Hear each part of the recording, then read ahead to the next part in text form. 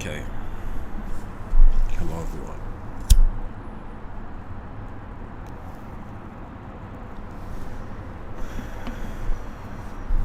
Welcome to another episode.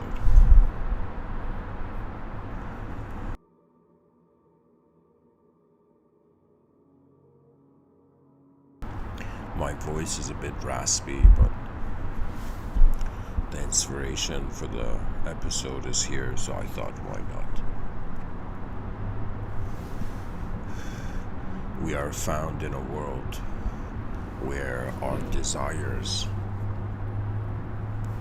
shape us, and the detachment from our desires lead to the freedom beyond shape.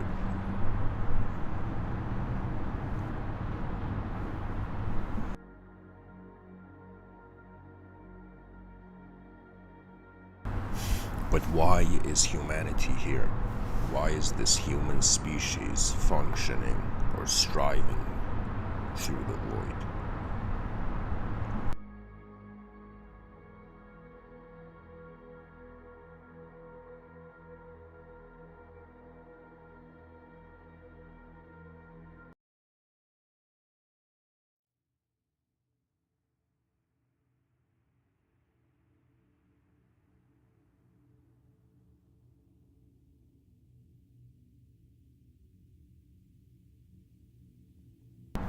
The title,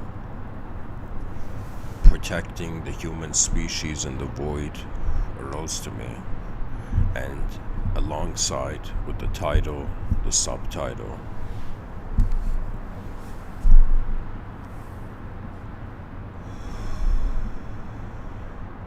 the honor of all parallel lifetimes found now.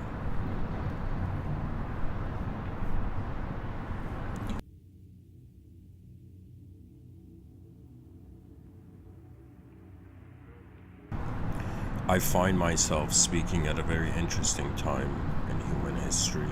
We're living at that time where we don't know truly what we are, yet some sort of strategy is required to the human species, regardless of the mysteries that surround its intelligence. It keeps on being intelligent.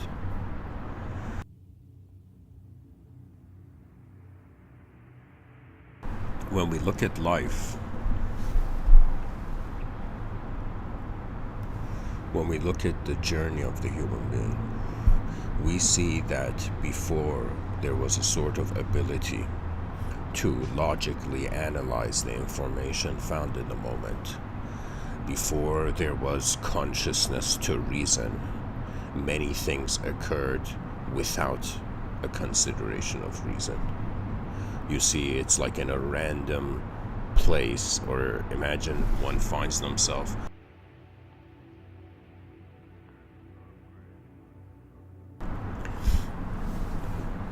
let's say somebody has fallen into a river, and this river is dynamic, it's changing, it's going forward forever, and at some point that person who has fallen into this river of time, into this river, holds on to something it finds.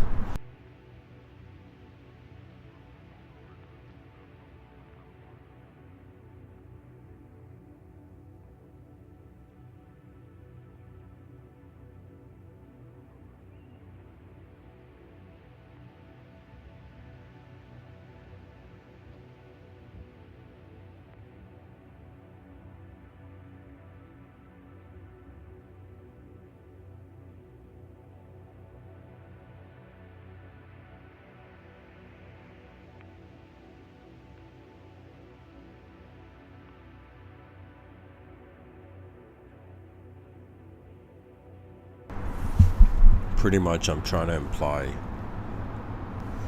that human beings, and a lot of how the world has appeared the way it is, was prior to human reason. Before humanity noticed it's in the room,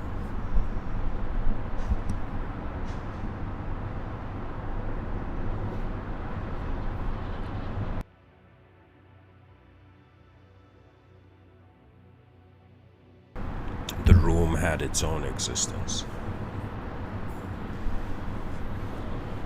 In other words, existence was unknowingly happening before there was a conscious agent or something to know it. You know, I'm sitting here trying to talk about protecting the human species in the void, trying to see how advanced the species could be, and in some sense the species preparing for, let's say, potential transcendental challenges it will have in the future.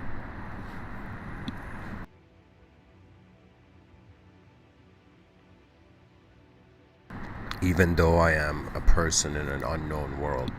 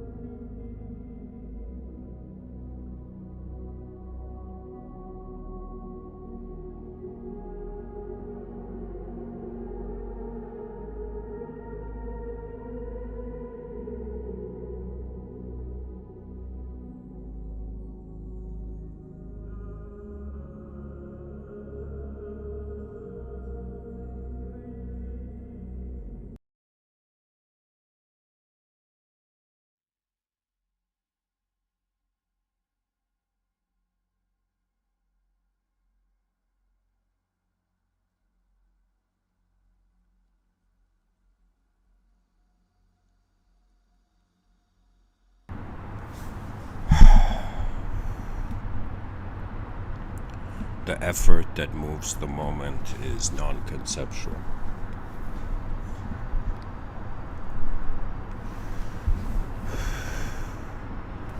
If I was to truly wonder what sort of image or vision I can paint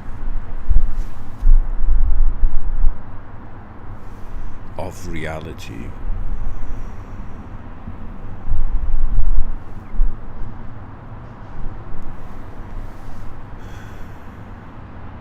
that could make the context of a protected humanity glowing.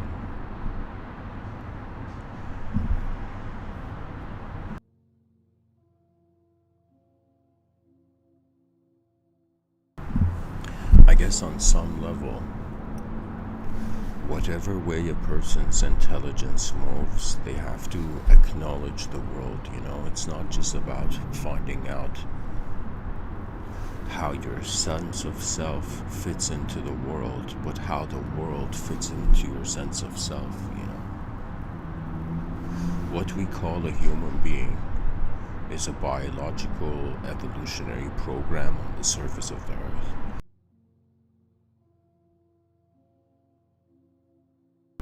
This biological program managed, in some sense, it's like an evolution somehow made an object become a subject to itself.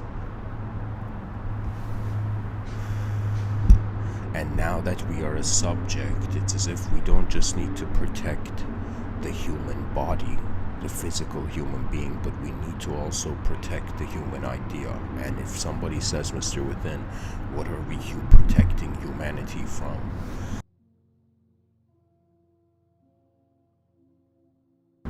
You who have spoken about advanced civilizations, What great challenge have you seen that the species needs a backup plan to? I would say pretty much there's two major challenges to the human species. If we are protecting the species, we're protecting the species from its inability, from its inefficiency, and from its ignorance. These are the greatest enemies of the human species. Inability, inefficiency, ignorance, all of these make the moment that was destined to have courage flow through it, in some sense fear to flow through it. The biggest problem on Earth is not what human beings do with knowledge, but it's really what they do when they don't know.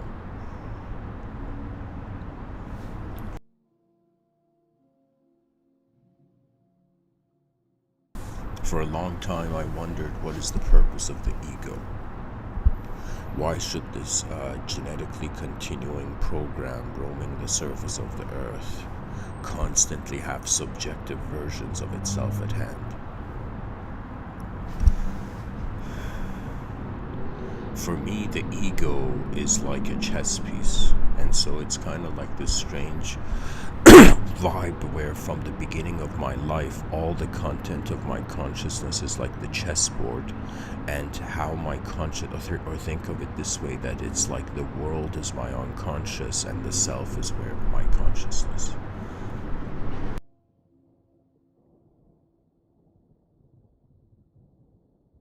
And when I give these Mr.Within talks, for example, when I really get into them, it's kind of like the self that thought it was conscious realizes it's unconscious, and all that the unconscious can do with the unconscious is trust its being.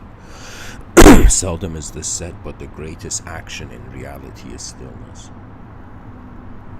But stillness of one's dimensions of being. The human species has two great challenges: inner extinction, outer extinction. Okay? Inner extinction is the implication, or I should say, let me start with outer extinction. Outer extinction is the implication that our bodies cease to exist. We stop being a body.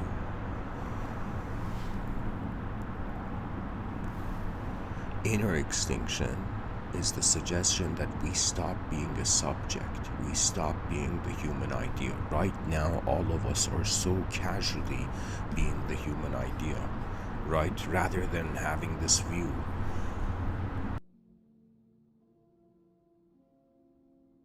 that we are unknown points of intelligent activation. In an unknown world, we choose to treat the world as if we know it through only shape. Inner extinction, I'll give you an example. If somebody says, Mr.Within, what's an example of the species going towards inner extinction before outer extinction? If the psychology of human beings, if what René Descartes said is true about the mind-body dualism,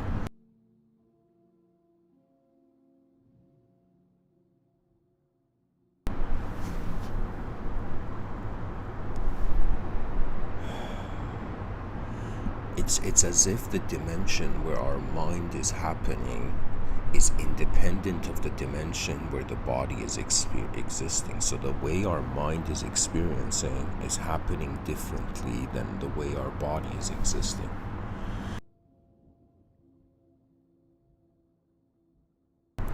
The body exists instantaneously to itself, but the mind exists dualistically in a sort of contrast where the earliest memory of the human individual goes to that of self and world.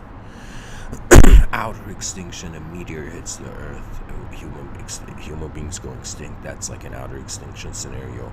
Inner extinction scenario is if we decide to transfer out of biological human bodies and endure the continuity and the legacy of our species as a consciousness through a robotic body. So if in the future everybody becomes robots, that's a sort of outer extinction, but not an inner extinction. It's kind of like there's something in space, and if it completely goes away, that's the end.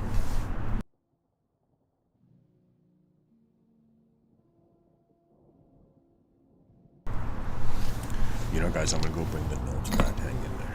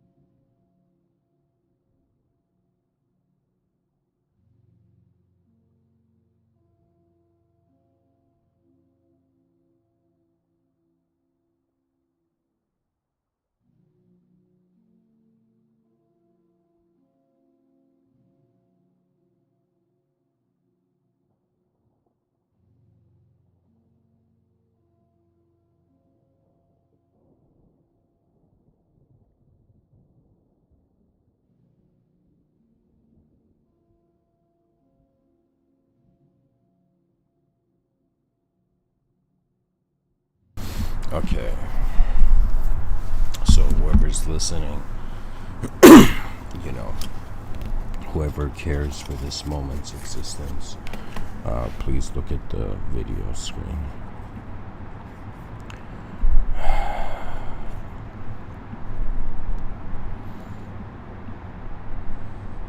You know, when somebody talks about protecting anything, they need to explain the reason for protecting something.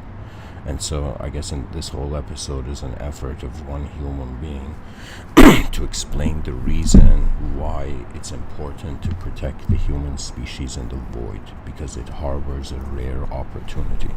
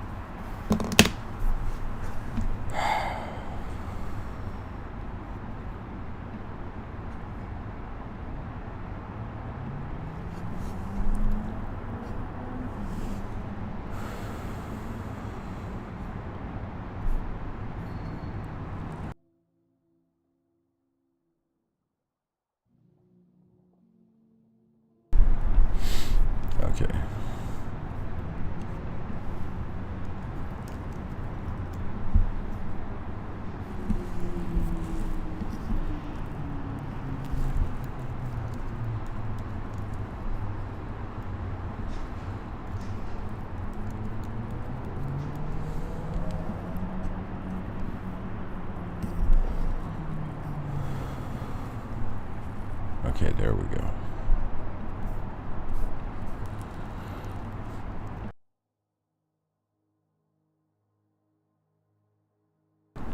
So, this is, I guess, how I'm going to brainstorm this episode.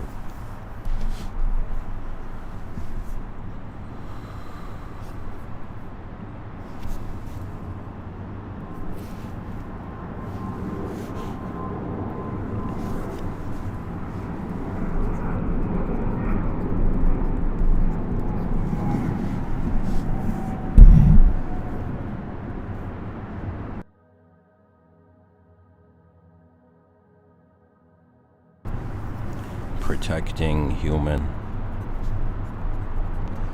consciousness in the void. So if we were to open up the sentence, there would be a question of what does protecting mean?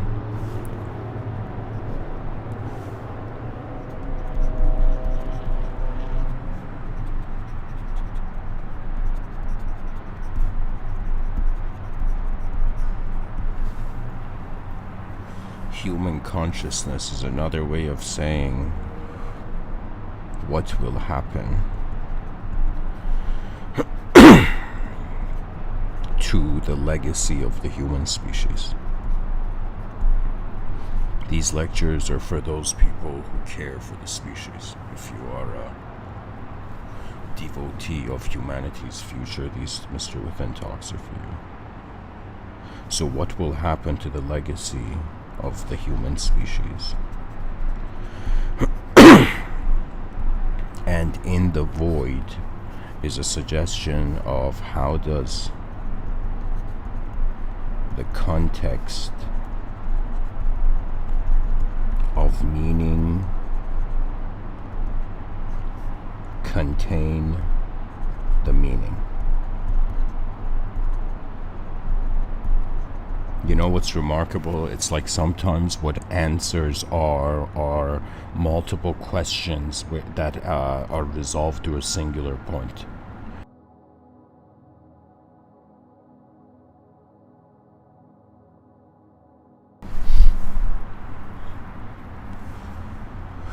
So this whole sentence can translate into protecting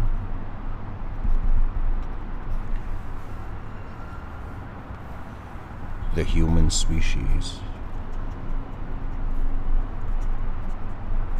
in the middle of nowhere. That's what I'm really talking about. This might be one of the most abstract talks I've ever given.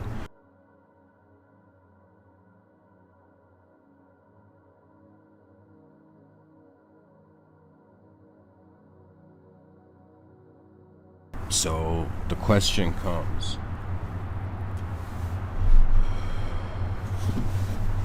let's say, how do we protect the human species?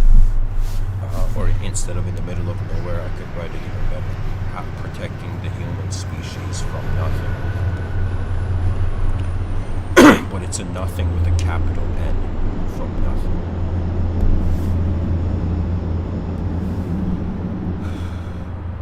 I find that the reason there is 8 billion human minds is that the whole species can access 8 billion versions of the earth. Every person listening to me now, you are a world carrier. You are carrying a hidden world behind your eyes.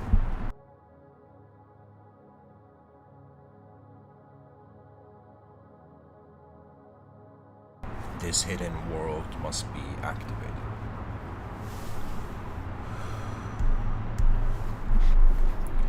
Protection is another way of saying we are honoring the past, honoring the potential of the visions of the past.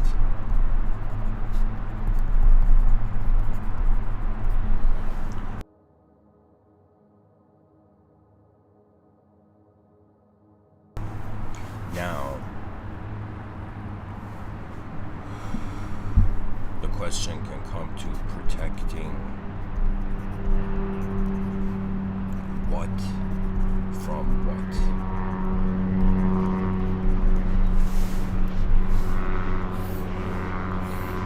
This could, I could have literally written X, and I could have written here Y. Like protecting X from Y.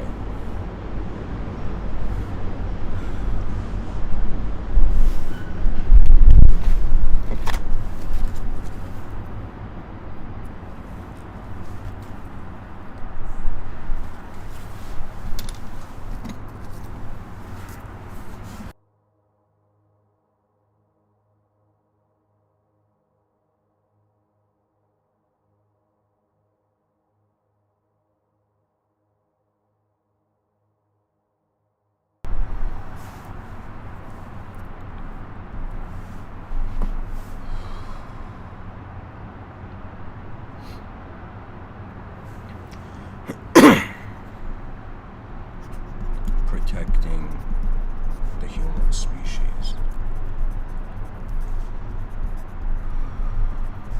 is like protecting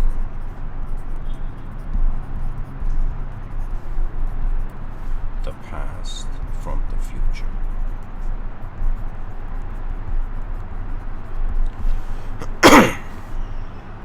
What sort of scenarios could the human species confront, which what sort of scenarios could the human species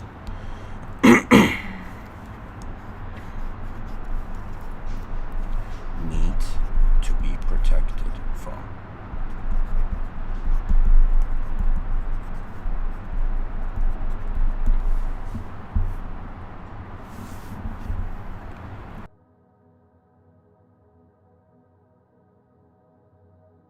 And if someone right now looking at the screen being like, Mr. Within, is your handwriting part of the WTF style of handwriting? Excuse my handwriting, guys. This isn't like paper I'm writing on. Anyways.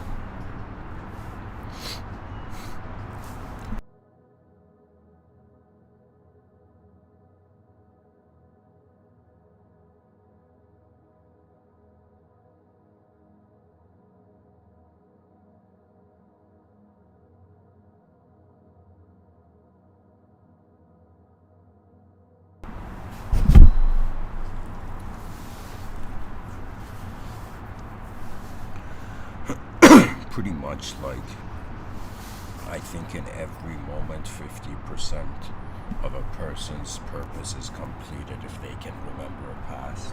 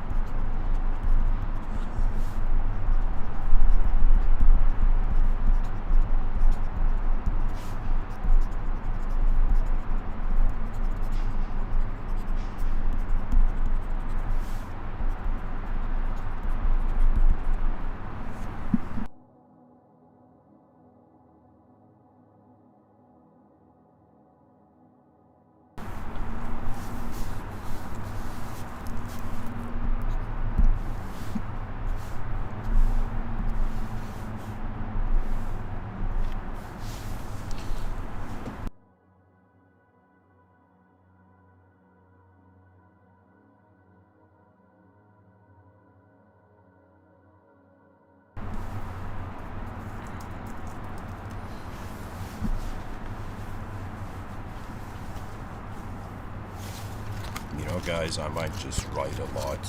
Like, I might be silent and just write, or I may speak. We'll see.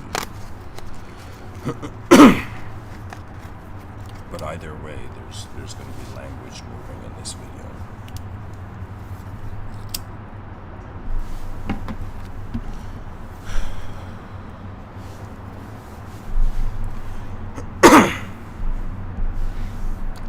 simplify this and say, how can we protect the human species?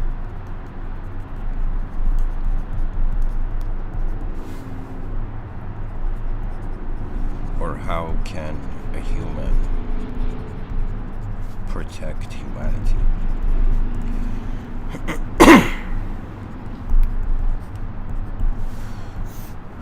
Humanity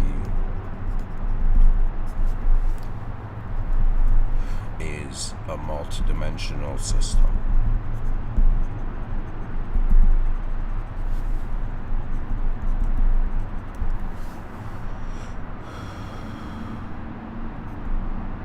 Each human being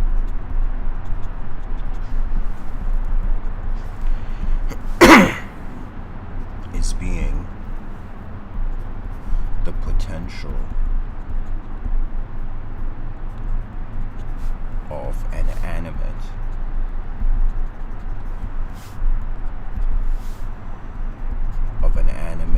dimension of this system. That means whoever is listening, like you who's listening to me, you're being a part of the system, and I'm being a part of the system. And because our minds hold their own inner sovereignty, we're each also rendered as dimensions. The incredible thing about being a human being is that you are not just in a dimension, but also it's not that your body's just in a dimension, but your mind is being a dimension. See, that is the advantage. That is literally, somebody who's trying to solve a physical problem suddenly discovers a non-physical variable,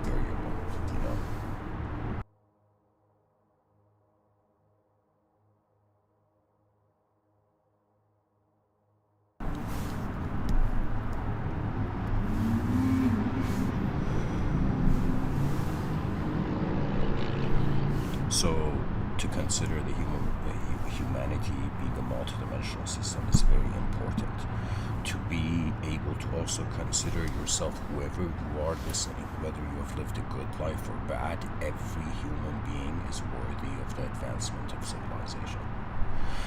That means there is no conscious human being that is unworthy of an advanced civilization. It's another way of saying, if the future was judging you, maybe you're not worthy. But if the past was judging you, maybe you're not worthy. But when the future judges you, the person's worth is still left. It's as if a great performance awaits, which will then lead to the re-evaluation of the intelligence.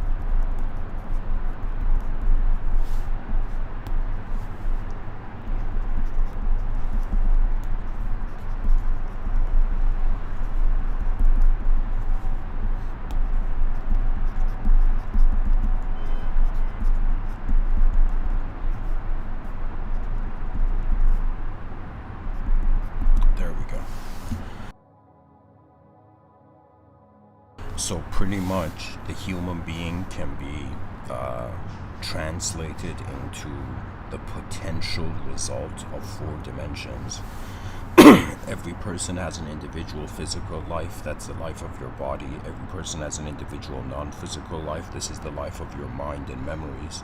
Then every person has a collective physical life, this is how we're being a species, how we're being in a system, natural collective system. And then we have a collective non-physical life, which is poetically, it's like mind of the world, body of the world.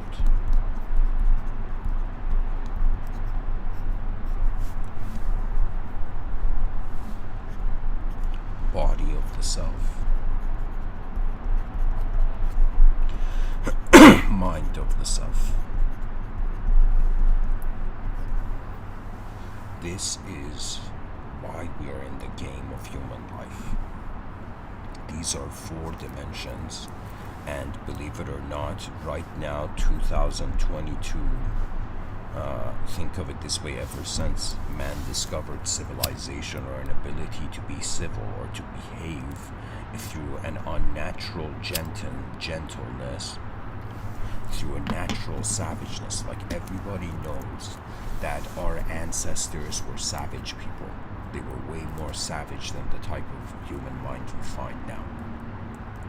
Like, let's say the most savage person in 2022 is nothing compared to the most savage person in the year 1022. As if ethical barriers had not yet, abstract ethical barriers had not come to readjust the savageness of an animal.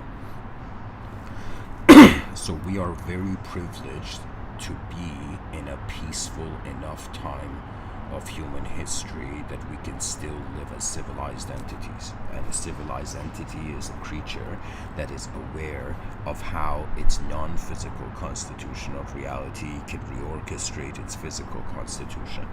You know, what laws are actually added dimensions to how reality can move.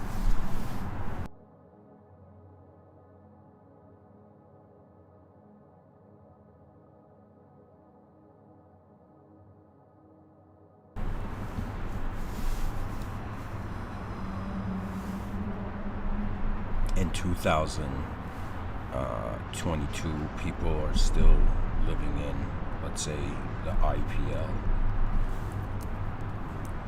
and INPL. We're living at a time of individualism. Individualism is exciting.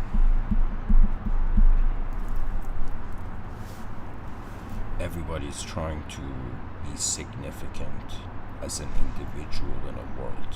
Like, this cannot be ignored. It's like a hidden command or hidden command code to how the species is brought up. To be a human being means you are acknowledging that you're a self in a world, and if the world is moving, it can be interpreted as a system. And because the world is moving, and it can be interpreted as an open system, rather if a closed system was a view of the world that it was like a photograph. Like, strangely, the idea of heaven and hell, they are like closed systems. The idea of earth is an open system because the system can lead to either heaven and hell, theologically speaking.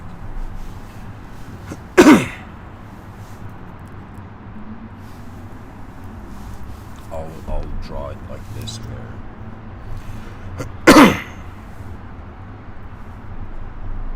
2122 and 2222. In 2122, we have an awareness to our individual physical life. We have an awareness to our individual non-physical life, and we have an awareness to our collective physical life. In the year 2222, which I think is the most incredible year in history, if a time traveler could decide what year it could be born in after the 2000s, it would be like 2222. To me, or I shouldn't say it like that, I should say if someone is born let's say 30 years. Let's say somebody gets born in 2200. 2022 would be the most incredible time to be a creative individual. Pretty much in 2022, the species will become content with not only its individual physical life, its individual non-physical life, its collective physical life, but it will start experiencing its collective non-physical life. The collective non-physical life is dehumanized. The individual non-physical life is also dehumanized. It can be. The collective physical life is humanized. And the individual physical life is obviously humanized.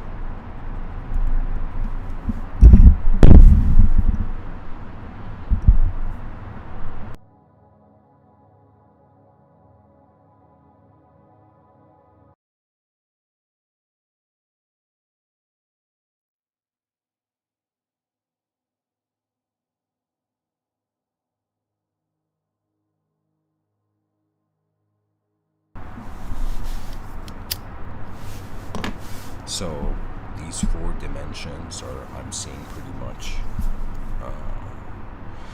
here.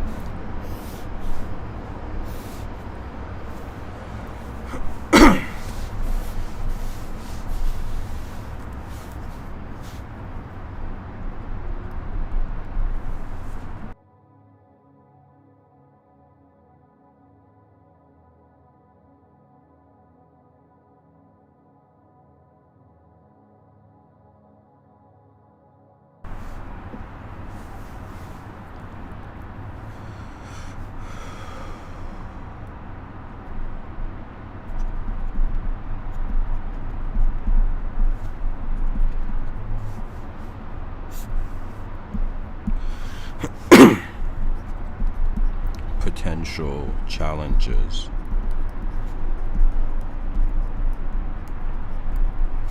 found in these dimensions, in these 4 dimensions to human consciousness.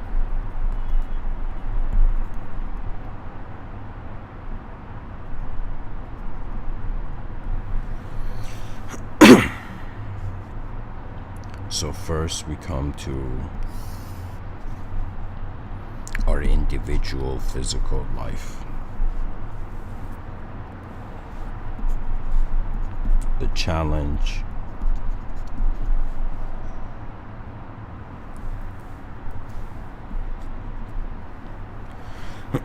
could be how long can we endure in the space-time continuum.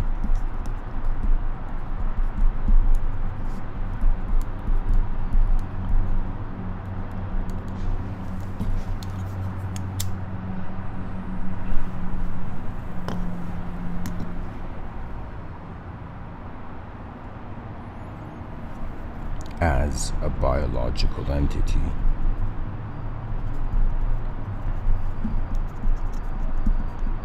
Which is another way of saying, how long can we remain human as a species?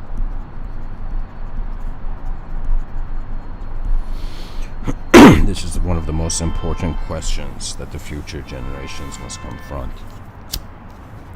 must respond to. How long can we remain human in the world?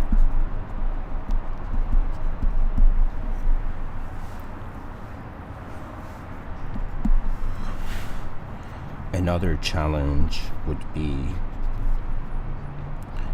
what do we use our individual physical life for? What do we use our individual physical life for?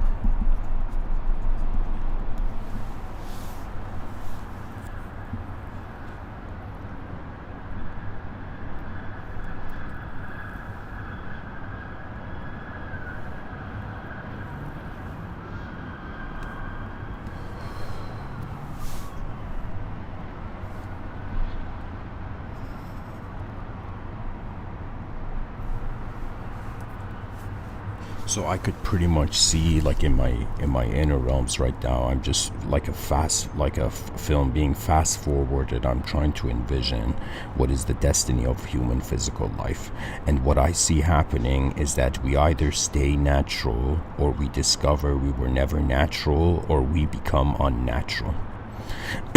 You know. So it's either like natural continuity, either unnatural transference. So think of it this way, it's like either a natural eternalism, or it's an unnatural immortality, or it is in some sense no longer existing. So I would come here and say another challenge is, what do we do about death?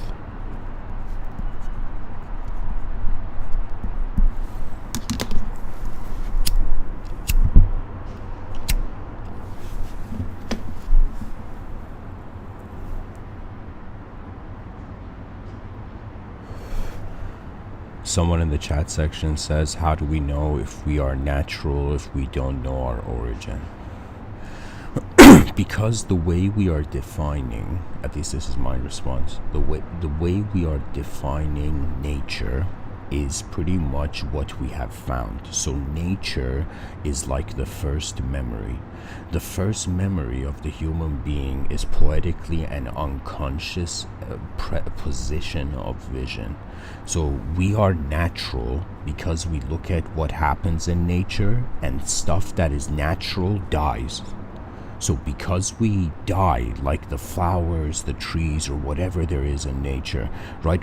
Because we are part of, a natural change, a natural changing system. It's as if the way we define the nature of the world suggests our nature.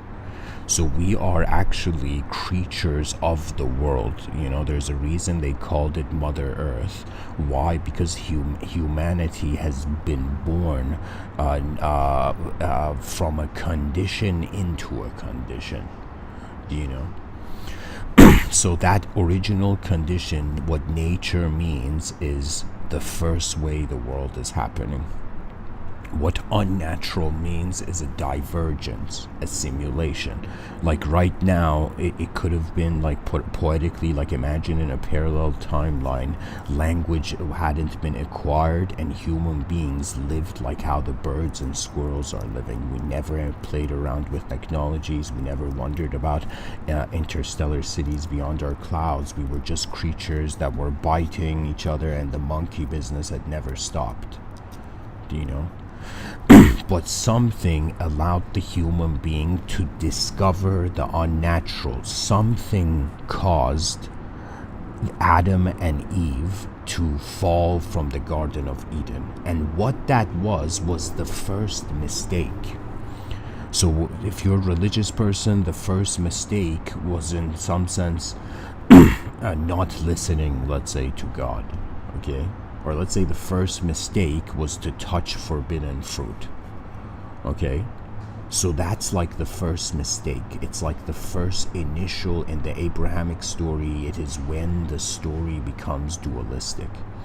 When Adam and Eve are in heaven before God has told them not to touch the fruit, it's as if it's like there is no problem at all. There is no dichotomy, no duality, no chaos yet.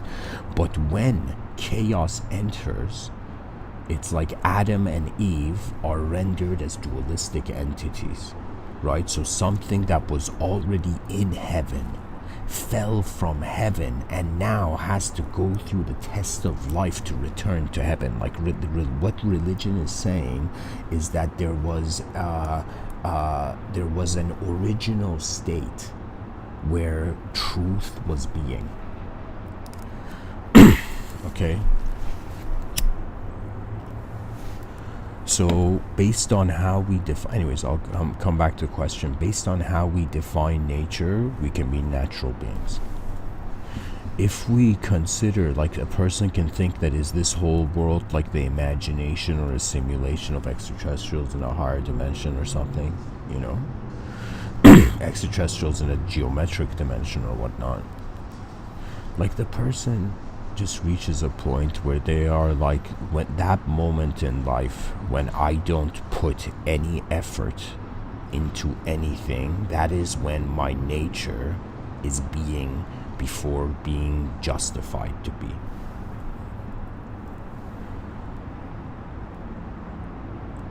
In some sense, we can say that the ultimate natural state of mind is a state of mind where there is no concept of mind, you know?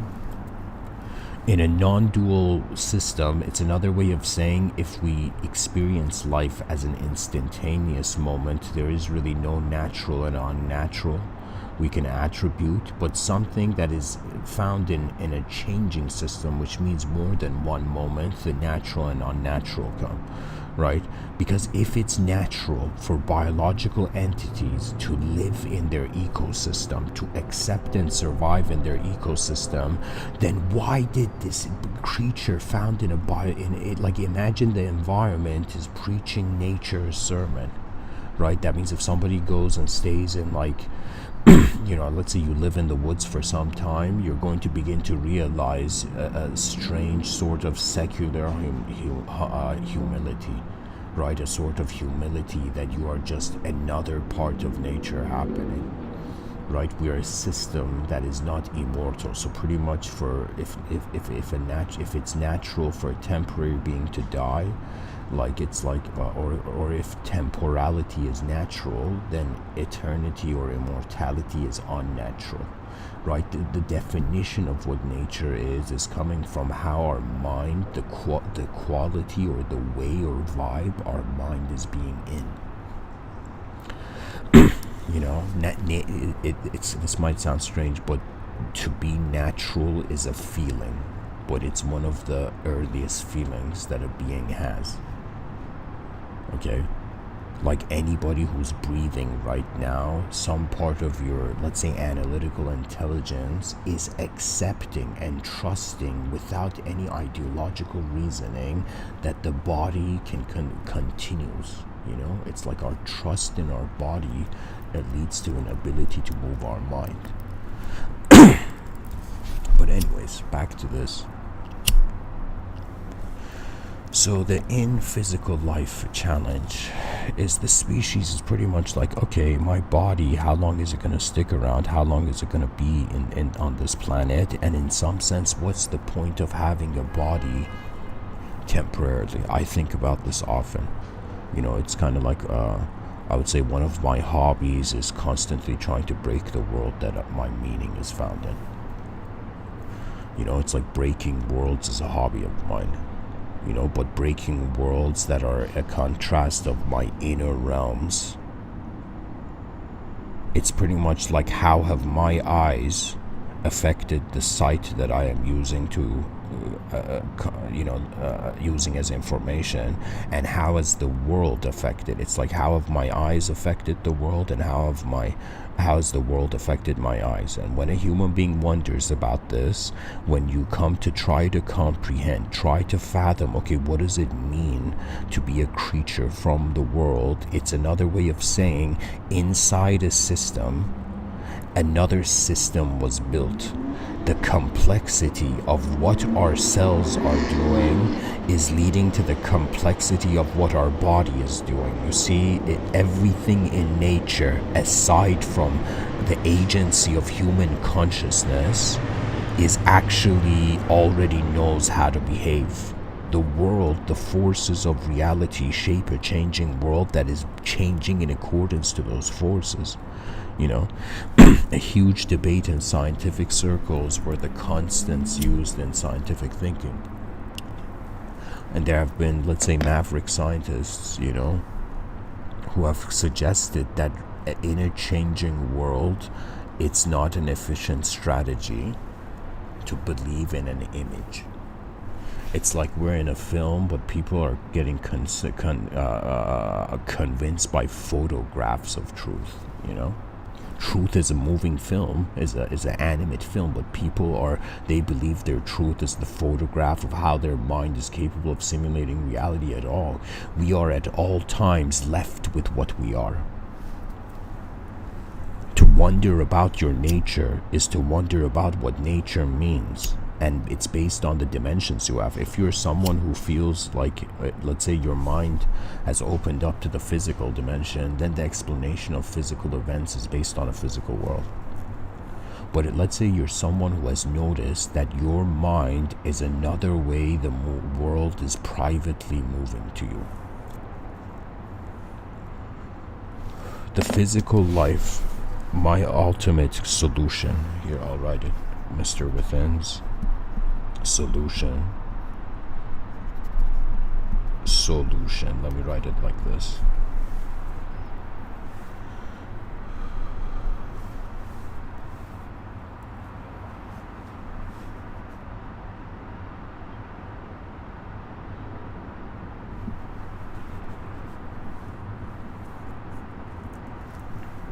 An advanced civilization.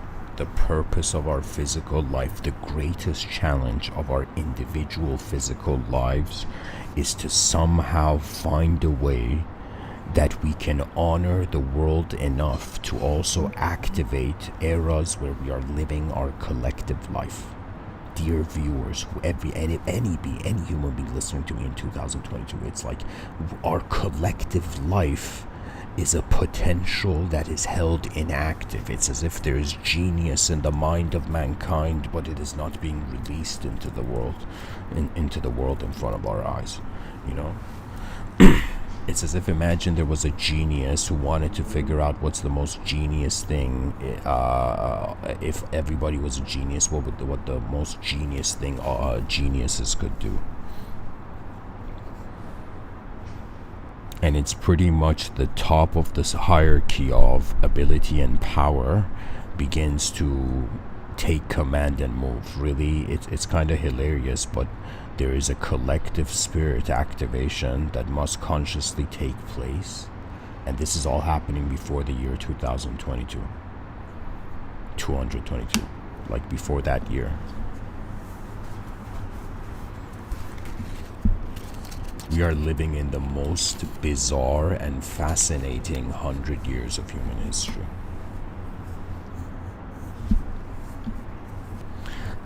It's like the weirdest time to be alive because the decisions our species makes are going to have remarkable consequences.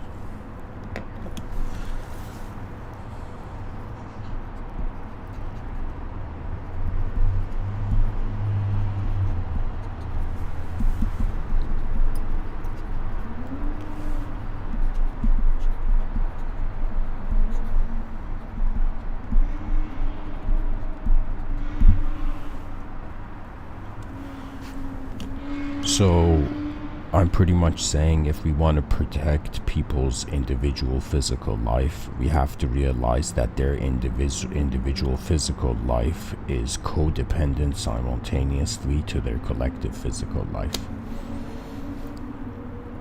I think every person of any sort of skill level on this planet realizes that when we do something throughout the day, we're like a moving force that is just performing in front of itself. We need incredible technologies in the future to assist in allowing smoother transitions of the inner realm into the outer realms. We are not just a biological organism just making mouth noises. There's a sophistication, a sort of blueprint of how all the memories accumulated so far are being resequenced. It's as if the person had accepted a world of misery and suffering, and suddenly some part of their unknown soul began shouting or roaring like a lion. When you hear the roars of your soul, your ego has to instantaneously confront its fear. It's like the presence of the soul is like the mind and the body bow to the true emperor. It's like a timeless authority, because anything in time is conceivable. The species has a relationship as an individual and as a collective. The best thing, the greatest win-win strategy is if a person can live in a way that the advancement of their life is simultaneously being the advancement of civilization. And the greatest clue, I would say, anybody who, let's say, some part of you, some spirit of advancement in the moment has moved your eyes towards advancing civilization. It's like if the spirit of advancement has found you,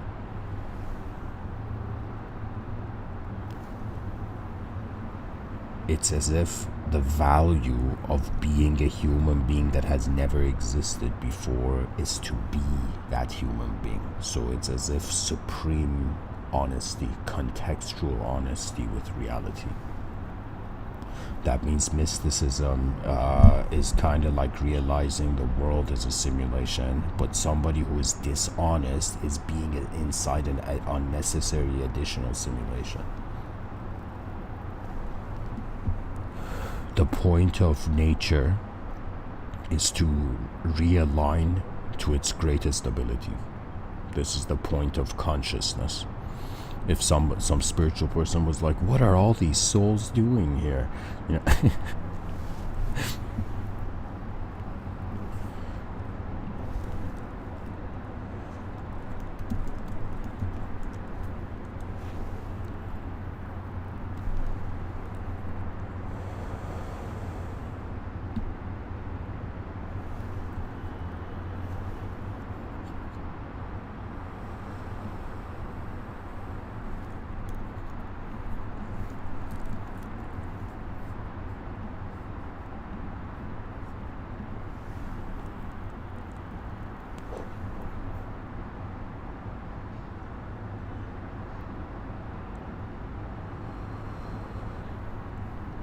So anyways, I'm saying we protect the species' individual physical life by rekindling a new collective honor system that the purpose of being, it's like the greatest victory of a human being is the greatest victory of their species. If parents don't say this sentence to their children, it's as if the child may forget why everybody is here. It's kind of like our DNAs it's as if every person's soul is a unique algorithm or a potential for an algorithm to actualize. It's like a person thinking they know what's going on Earth and then suddenly realizing they're in an unknown world with unknown beings. Like, I have no idea what sort of being is listening to these talks, and then there's moments mystically where I have no idea why my voice, why sound needs to even happen in the silence. The thing about mysticism and truth, let's say experiential truth seeking, is that after some point you have to sit down and wonder about what the discovery of the new means. Imagine somebody was too busy thinking, am I living a good life or a bad life? And this voice arose that shouted, live a new life.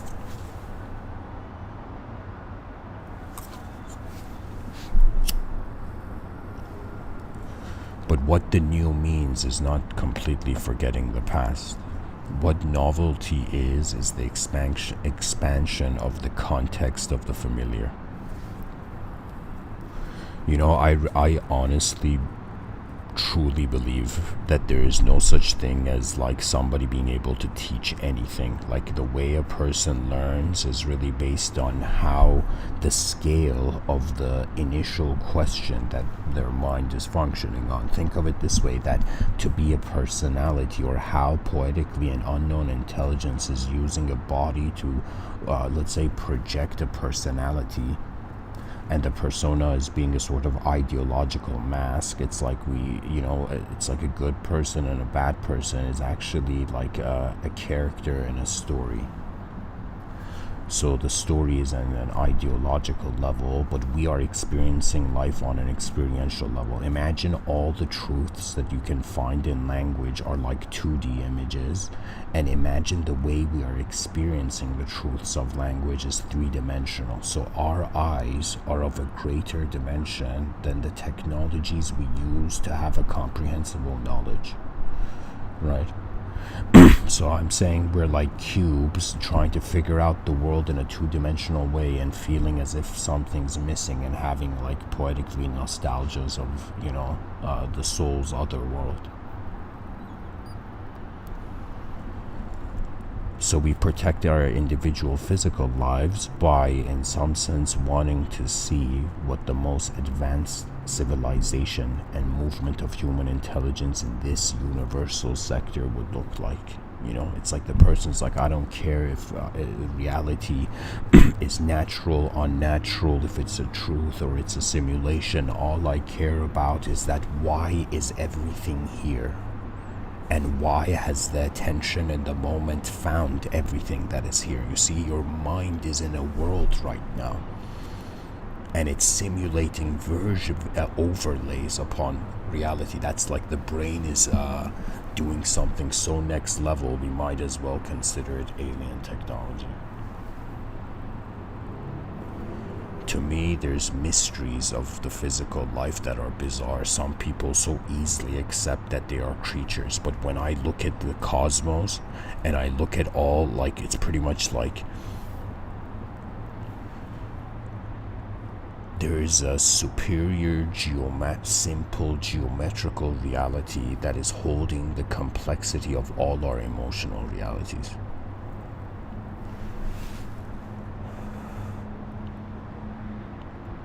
It's like, imagine this world we're living in, it has a barcode.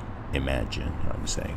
Like, it it's like, no way, the dimension is barcoded. What do we...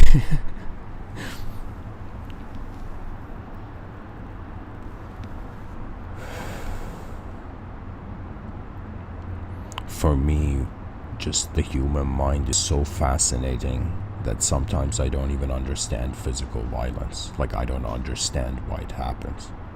It's because it's like the ignorance of it's like 3-dimensional beings behaving as if it's like taking responsibility only in a 2-dimensional way,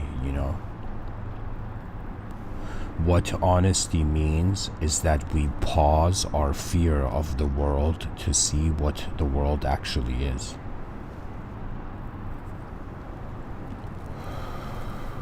So anyways, the individual physical challenge just remain biological, and then to activate the greatest potential of the biology. It's like, it's not enough that we're existing, it's like, how are we existing? It's not like a person's like, how am I existing? It's like a person's like, how is my species existing? And this evolutionary animal, 4.5 billion years in the making, we open our eyes to the science project, the mysterious project our ancestors left for us.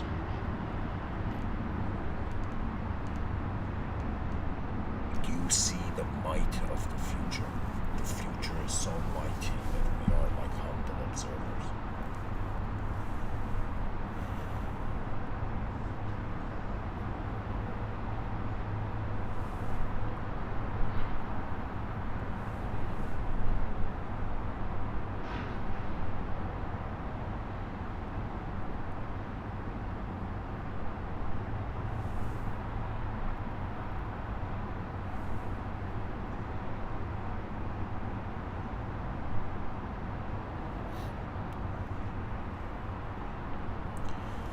Let's say, what would be the great challenge, the greatest challenge of our individual, okay, the greatest challenge of the individual physical life is for the advancement of the human being. The greatest challenges for the collective physical life, let's say, it's like how does a civilization activate its greatest advancement?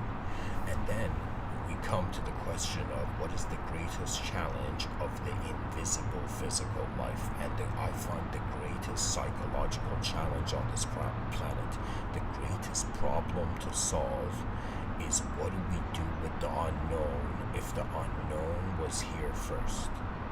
This is the edge of knowledge, guys. You know, it's like the edge of knowledge is not a dead end, it's a cliff. The edge of knowledge is a cliff into another dimension, an opening into another dimension. It's like the edge of our horizontal knowledge made us realize, there was a sort of vertical transcendence at work.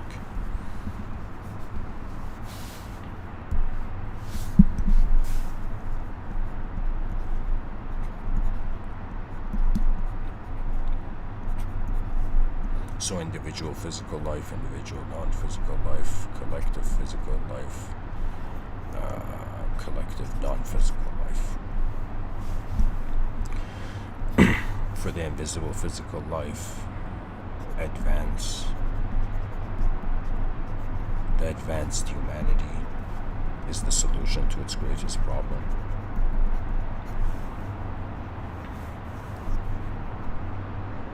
Or let me say it this way. Our individual physical life is advanced humanity. Our greatest collective physical life, like the intent will come towards advanced civilization.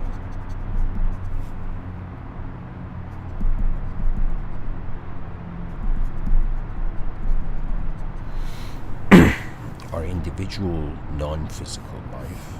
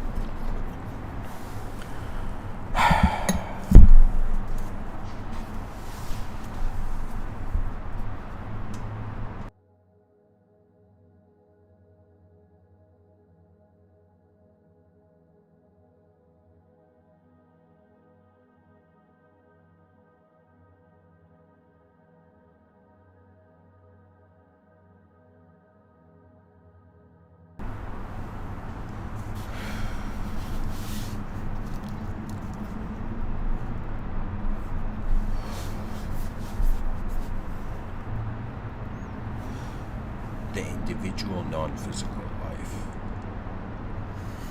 It's pretty much a question of what do we do with our mind that is present as the space where life is happening. What do we do with the inner realm? And I have considered this as advanced communication.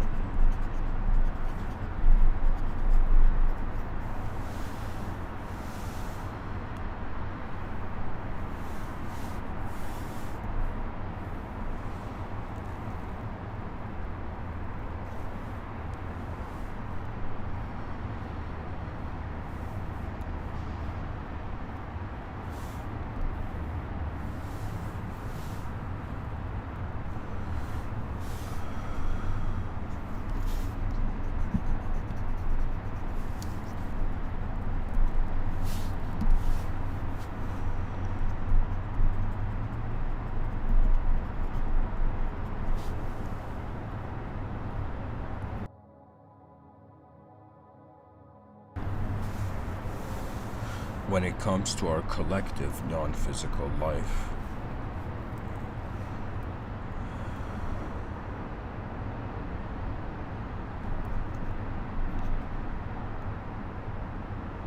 it would be another way of saying advanced communication.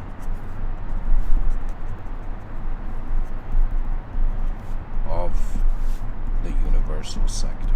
So we're living at a time right now where human beings are like, I'm an individual, I have my own mind, my own, let's say, memory sequence and identity, memory trail. So it could be that in the future, give it past the year 222,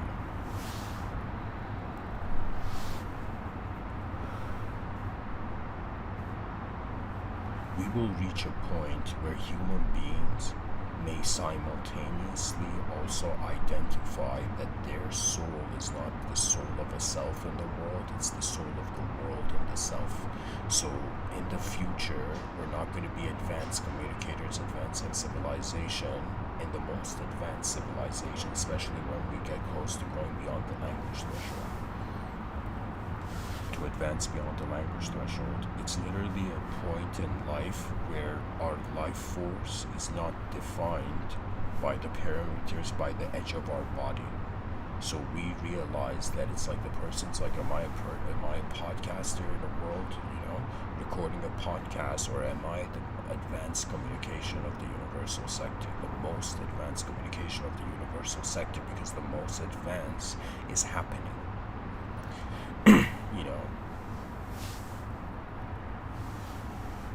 It's like there's different octaves in music, and it's like the notes can be always pressed. It's like there's greater dimensions where reality is being held by intelligence and attention. That the human intelligence at some point has to be like, okay, where do we draw the line of our humanity?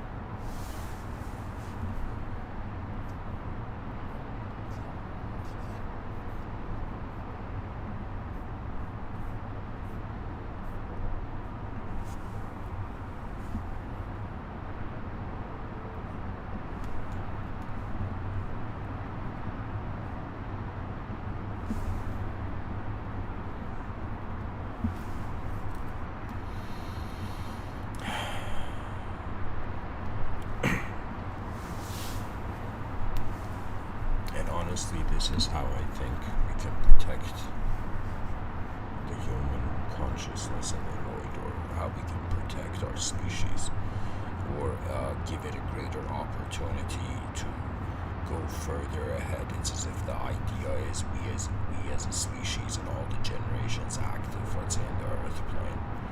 It's like all the pilots that are existing right now as consciousness in the realm. When it comes to the individual physical life of the human being, we must begin honoring the fact that there's anything moving at all in the void. It's as if they asked the person, why did you become vegetarian? And the person said, anything that is alive is in some sense. Like there's something behind its eyes.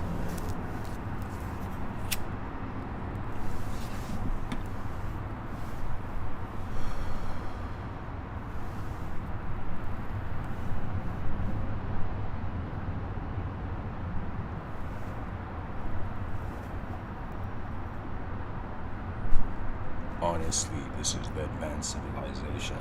Just the concept of advancement is the most advanced concept. Imagine somebody being like, man, I don't know if I'm worthy to enter the future. And the question would be, it's like, when you wonder about what does your most advanced state of being, your most advanced self deserve? It deserves an advanced world. And what's remarkable is that being a human being is an opportunity to advance the world through your own world, Behind our eyes, there are hidden hallways to the ever-present mind.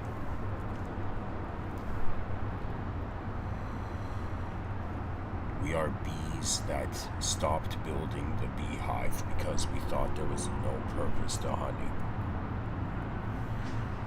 Our emotions have blindfolded us for too long. I am telling you, the species has to just relax, and then an advanced civilization happens. Because the idea is a person's outer life is as advanced as their inner life. So if right now behind my eyes I have, let's say, any sort of emotion, that emotion would be a sort of a filter of how my outer lungs express. Even the way I'm speaking now, it's as if it's just the rhythms of how images come and go. In a moment where I am being the whole moment, it's like, what else can I be?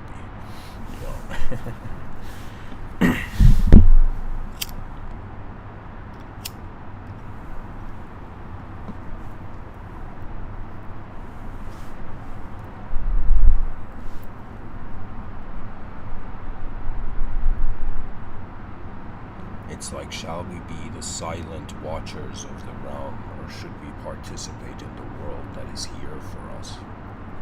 There is a world here, dear viewers, because after we're like, what do we do with emptiness? We were like, what do we do with fullness?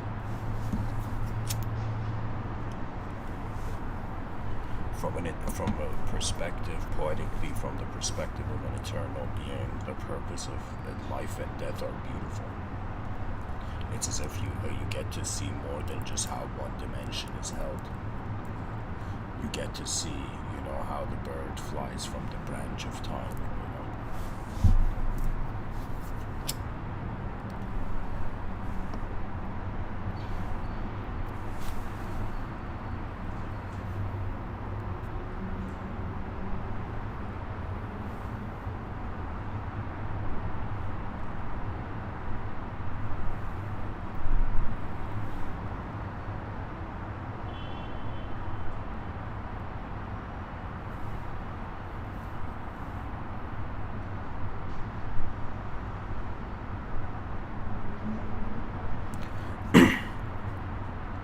In some video games, there's this idea of ego vision.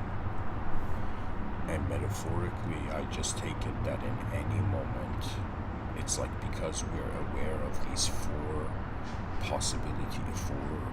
ways that four dimensions, let's say, to human consciousness. It's like, because we're aware of all four of them, we can be aware of all four of them at the same time. The nature of the mind possibly can exist only in four dimensions, pretty much. This might be a bold claim. Some people may think I'm being arrogant here, but in actuality, it's something that I have to say, that let's say I have been either foolishly or correctly bold enough to suggest that all human psychology happens in four contexts. That means if a person's like, what are the limitations of the meaning of life? I would say I have found those limitations, and they can be classified into four categories. Pretty much our psychology in life has a basis in being a relationship with the void.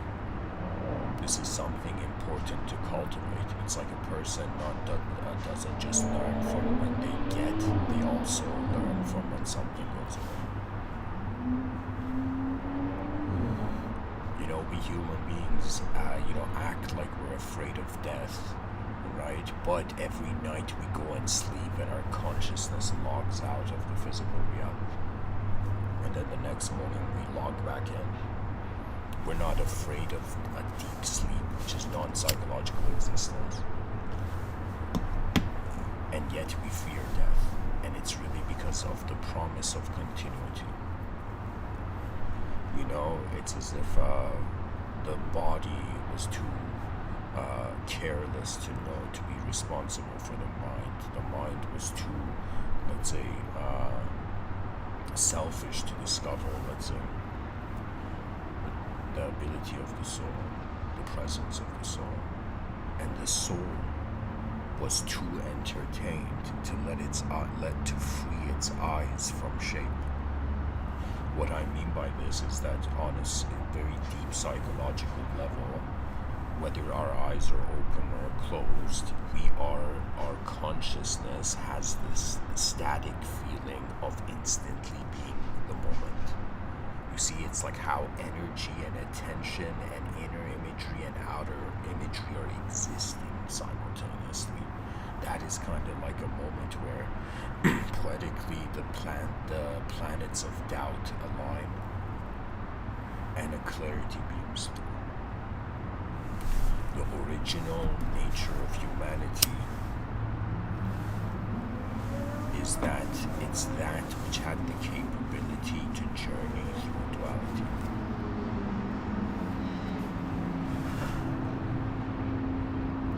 So, to explain those four dimensions, this is pretty much like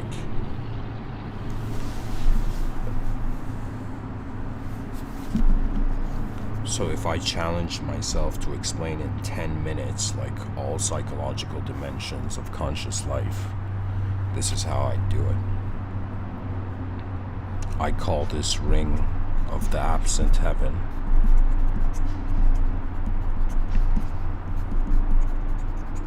This is pretty much Mr.Within philosophy at its core. The ring of the absent heaven is the relationship of these symbols. These four symbols are the ring of the absent heaven.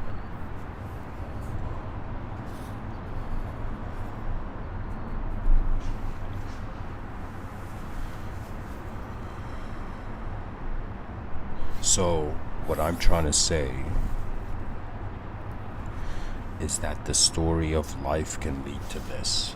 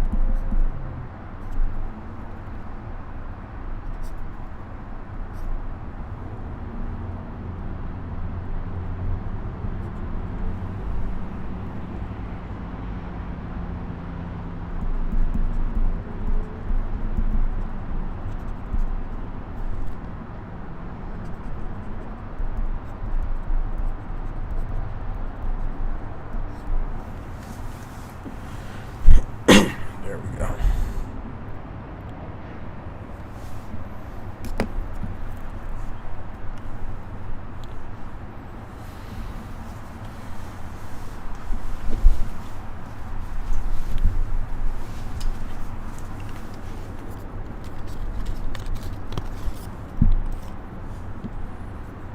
You know, an advanced civilization requires advanced strategies. My strategy of unionizing a sort of new global awareness to human intelligence is by saying that these four dimensions, the void, the singularity, the duality, the infinity,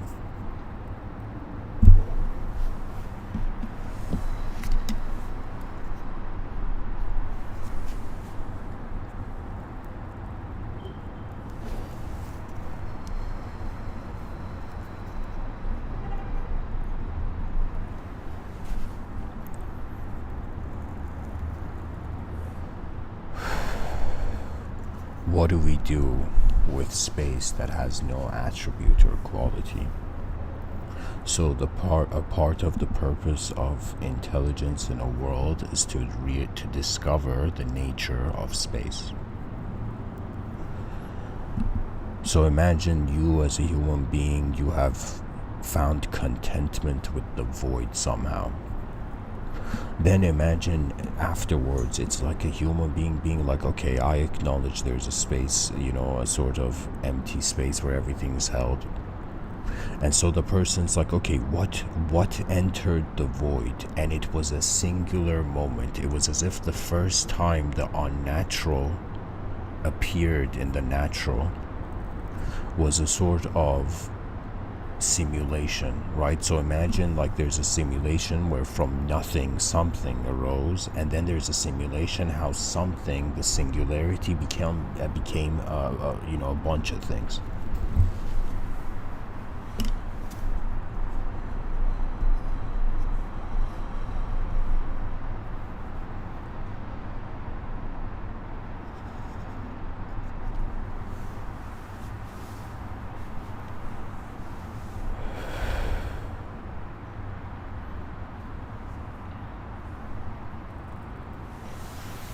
So it's like a human being having an ability to be like, okay, what if underneath everything is emptiness? What if like nothing is the truth of everything?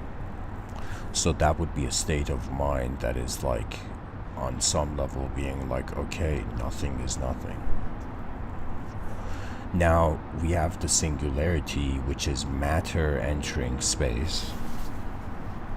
So let's say this is the matter-space relationship. The singularity duality is the mind-body relationship. And the duality with the infinite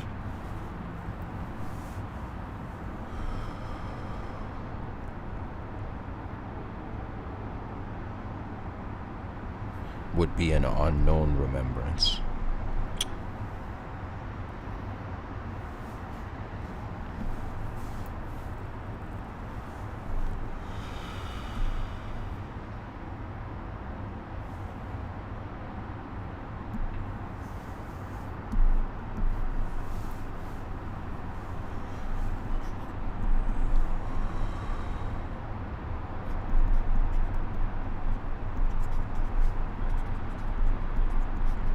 How do we as a species solve the problem?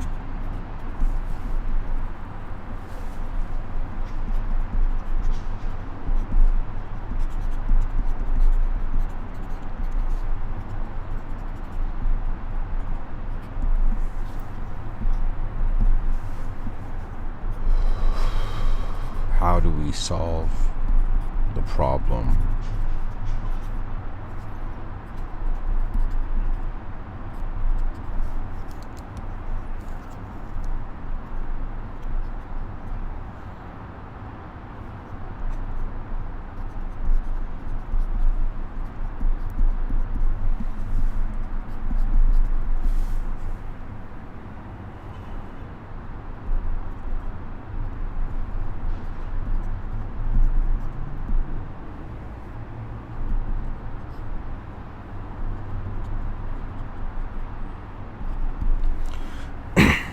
Then we have duality, which is another way of saying, how do we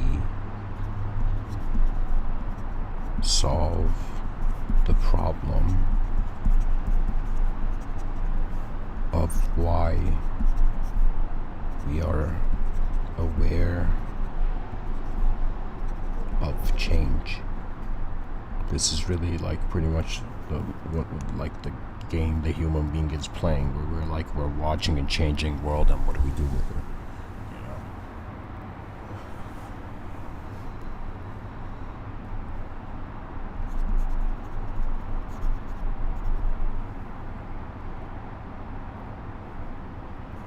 So how do we solve the problem of why we're aware of change, or why we are witnessing change?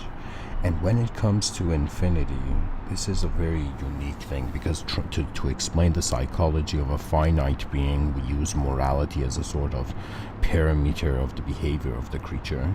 But if we were to consider what would an infinite being, an infinite body is the concept of an immortal, an infinite mind is the concept of the eternal, right? So to some degree, we are wondering about like, what do we do with the potential endless continuity of our body and our mind, right? So to try to fathom the psychology of an infinite being is another way of saying someone's trying to fathom the psychology of a limitless being.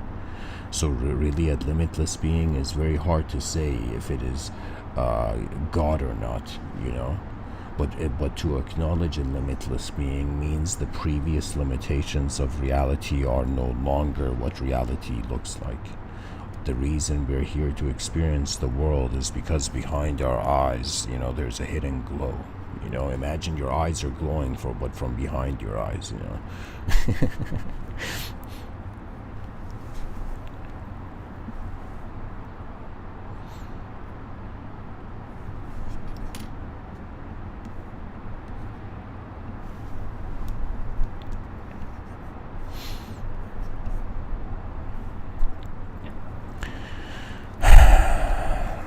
This would be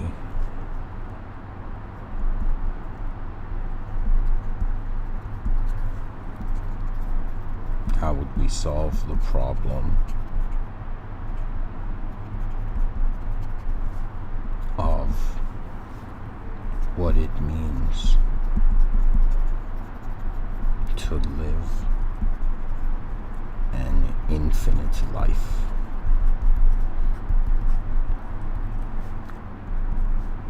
It's kind of like giving this talk right now. I feel like I'm giving a lecture to people who are going to be born 400 years from now to experience this. You know, that's the infinite life of the species.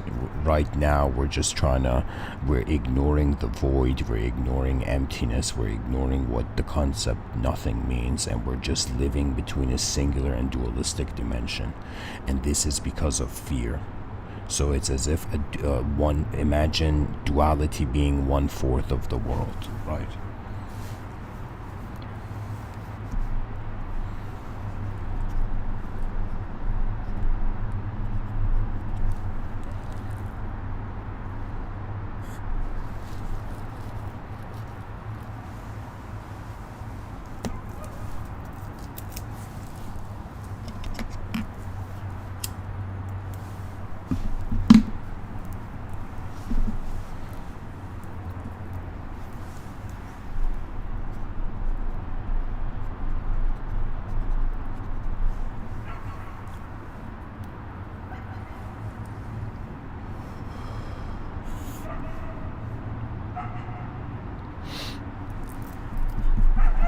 If duality is 1/4 of the world,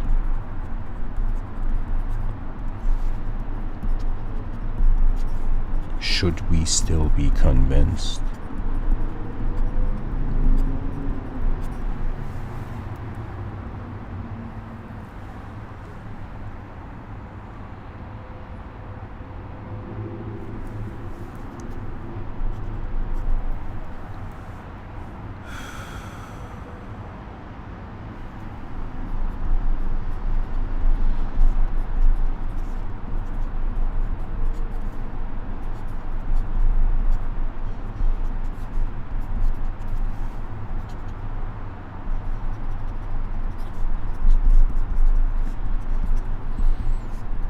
Guys, I'm telling you, human knowledge is like an explanation of 1/4 of reality.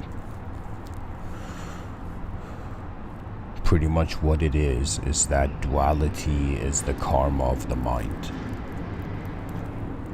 The karma of the body is to experience how it's singular. It's as if our body is the periodic table, and regardless of how much we thought we were people, the periodic table could not lie to itself, imagine. You know, the word metaphysics means what is there after the physics. Okay, so after we have reached an experiential conclusion on the meaning of physical reality.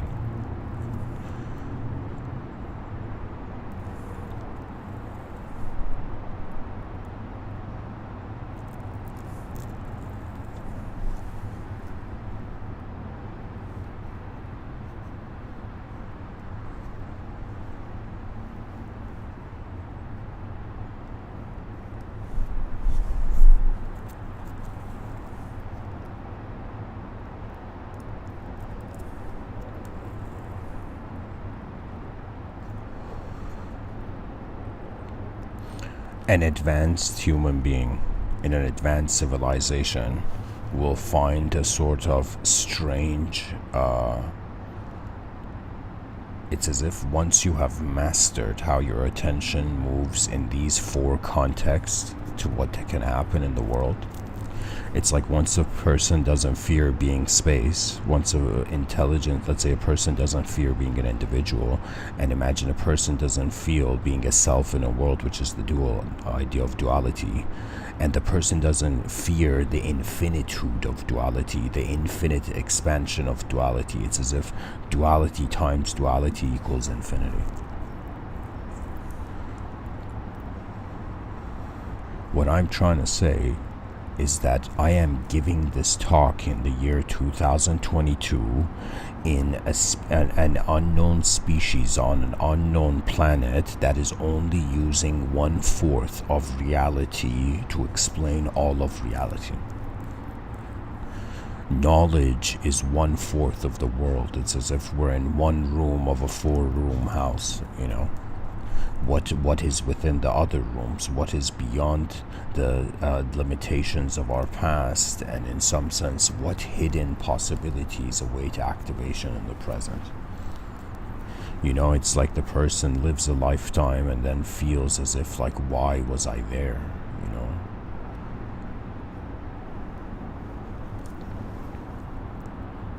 Why had an unknown attention appeared in a natural body living in an unnatural abstract meaning of civilization? In other words, it's like it was one of the most incredible feats and acts of imagination that the creature did not just stand up from its 4 limbs, but in some sense it just stood up, and we experienced a different vision.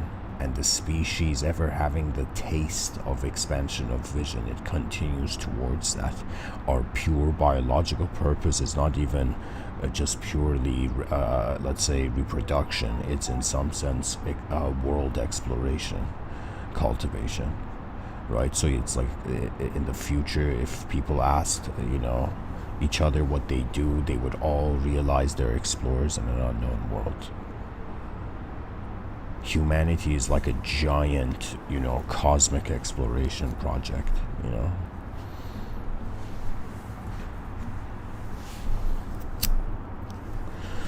Now, there is this idea that to protect something, it's not just like an analytical conclusion, okay? It's that there is something that deserves to continue.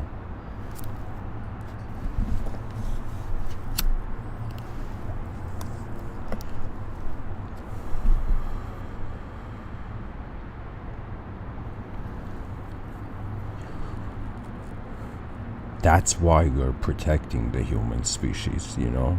The guardians of the earth can poetically be seen as those individuals who saw a candle flame flickering in a rare candle flame flickering in the wind, and they ran to shield the candle flame, as if there is as if the source of the potential of humanity's greatness is so precious that regardless of how much stories and abstract value systems have made us hate the world, we realize it deserves to be loved because of what it can lead to. Do you know? Like, imagine in the future, you know, employers look at, like, you know, in a job interview, they realize they hire the person in accordance to their potential. Do you know? And what potential means is how attention in a new moment uses its intelligence to reorchestrate meaning. To be a human being is to be an actor in an elemental play, in an elemental theater. You know, when Shakespeare said to be or not to be, because any time a person writes a story, like anybody can try it, I think it leads to a great source of healing, where people just start writing the story of their life or communicating their inner realms onto paper. What I'm trying to say is, like, the more we can understand how incredible, what sort of incredible power, it's like we're a species that doesn't know how mighty its potential is, right? But behind our eyes, we can envision the future. In front of our eyes, we have to wait our turn.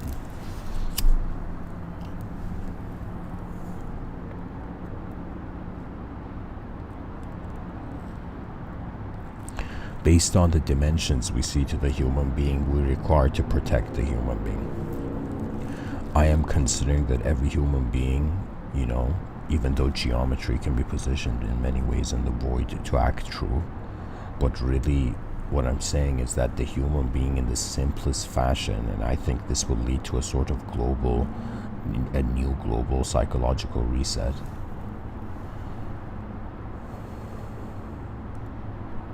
It's like when a species gets tired of walking in the shadows of its past, it invents an incredible future. Our suffering are kind of like, how they pull like a slingshot and you've just held the tension in your hand.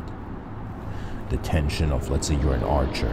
Let's say you're Arjuna from the Bhagavad Gita and you've aimed the arrow. Your fingers are on the bow, right? And the moment animates, it's as if the bow has been released. The inner realms have trusted something to move from the outer.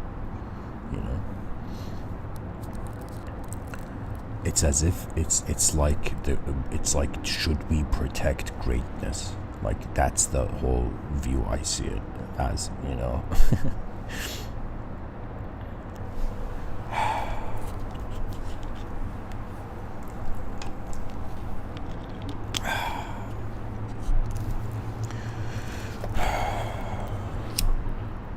Pretty much, is greatness worth protecting? Let's say somebody sees greatness in something. Okay, let's say parents see greatness in their children. Let's say, grandparents see greatness in their grandchildren, What I'm trying to say is that the man's relationship with the world is a simultaneous relationship of the future of greatness. Okay, and what greatness is that it's a state. Like, this is what people don't say, right? At least in my view, I'm just one person out of 8 billion talking. But I'm saying, like, what I have found true greatness for the in relation to all the fathomable dimensions in my moment, what I have realized is that beyond language, there's ways of knowing the world that have nothing to do with any idea. What advancement of communication or advancement of the individual non-physical life is that man's mind begins to see how it's being the world. The future is going to be this strange place where skill was prioritized and the species wanted it, in some sense, like the performance of excellence. It's pretty much, I'm saying, like, the way we're being human beings right now on the planet is low resolution. Imagine you're watching a video and it's in low resolution. So imagine if it was in high resolution, if you wanted to see HD, truth in HD, or HD truth, High definition truth, that would mean in some sense what is the greatest possible final viewing station,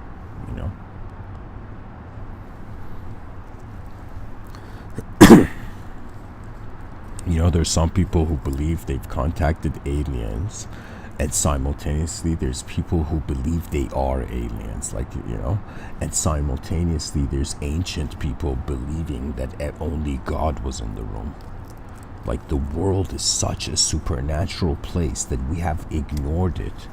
We have ignored how supernaturally reality is occurring.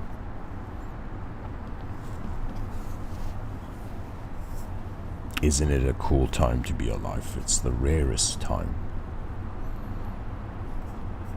2022 was the year where the lions of eternity pulled off their temporary, let's say the temporary wool. What I'm trying to say is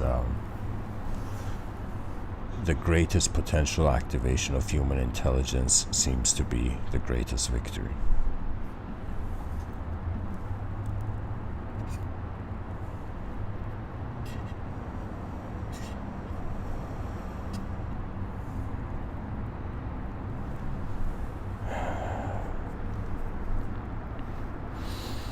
You know, it's very difficult to try to solve a problem where the problem changes every day, and it's as if there's an infinitude to the problem. Imagine you trying to solve an infinite problem, and then you realize the infinite problem has an infinite answer, and what could be an infinite unconditional answer to a conditional problem?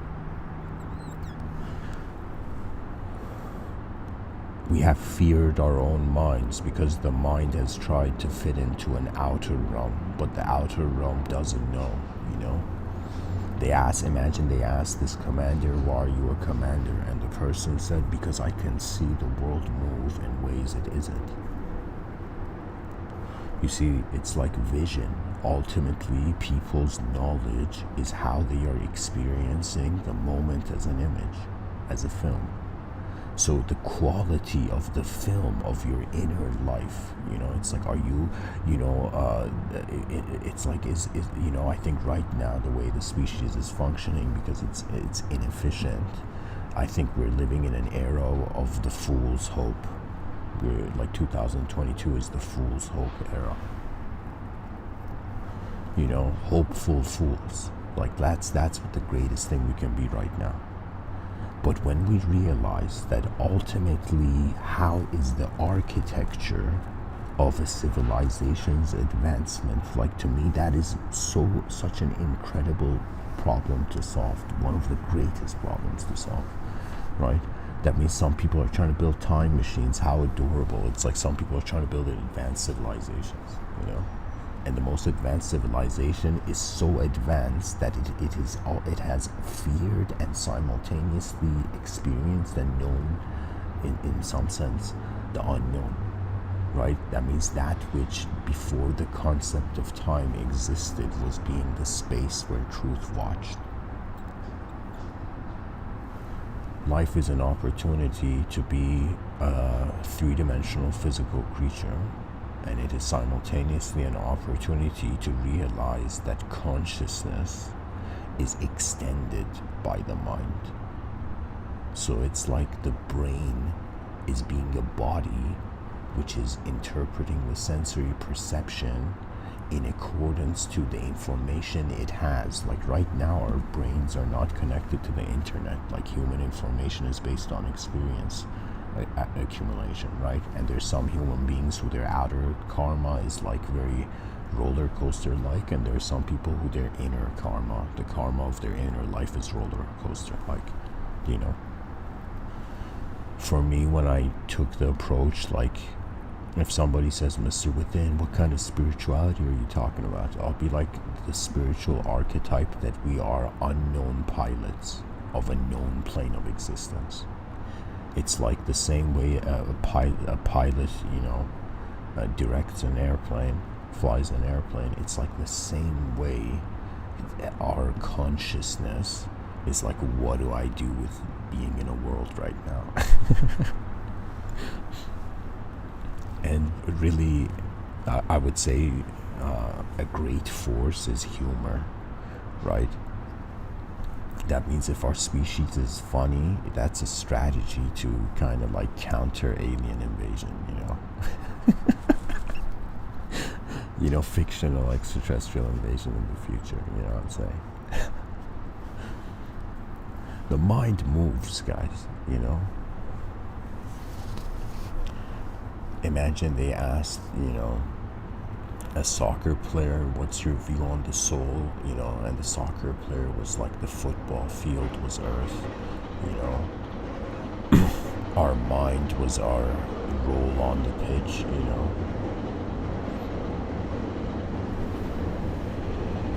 And ultimately, everybody was following the advice of a coach that was not on the field, right?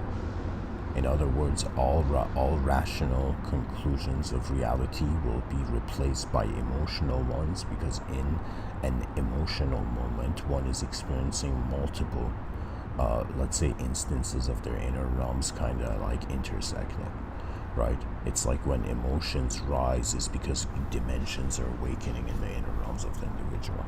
Now these dimensions, it's like a person goes through an intense inner experience. Like you could just be like, let's say lying down, just enjoying the moment, and suddenly your mind reveals to you like an event. It's as if like the films our mind shows us when our eyes are closed, to wonder about those and to realize that it's in the vicinity of free will, right?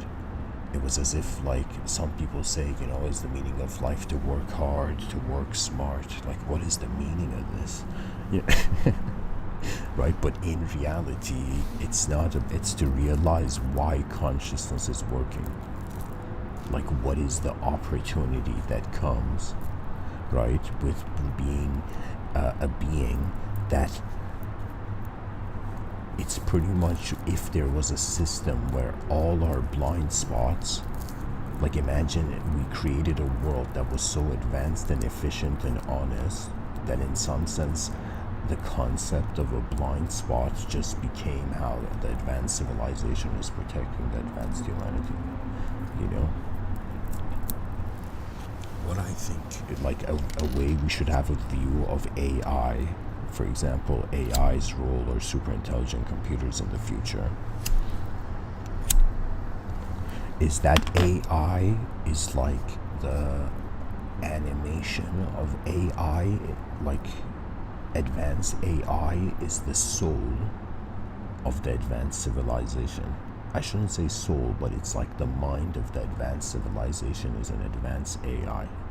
Because human beings, their parameters for truth, or like the way they justify truth, it's like if I see something more true, of course I'm going to believe in that truth, Right? The person's like, yeah, I believe in truth, but if I see something more true, who knows?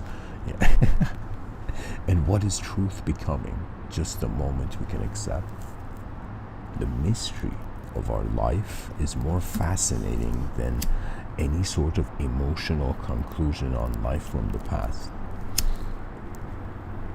I'm saying when human beings become fascinated with how great humanity can be, then we stop acting miserable, right? And let me tell you the issue of like why it's kind of like a strange time to be an individual in the cosmos, an individual entity. Right? Because it's like consciousness is, you know what it is? It's kind of like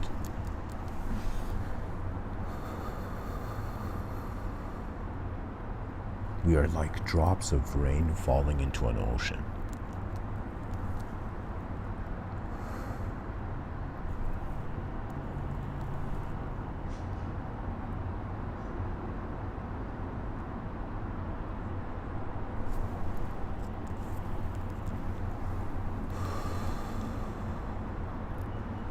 As long as we are an individual physical entity, the purpose of reality would be to see what the edge of it is, which is another way of saying an ultimate reason of why we should stay as biological human entities till the end of time, regardless of immortal technology or foods or whatnot.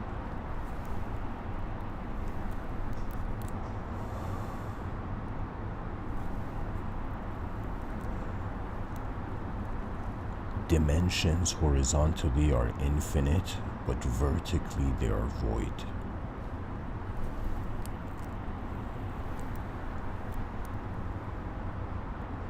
It's like, imagine we draw an XYZ axis, and instead we consider the sort of soul, body, and mind. So let me draw it right now.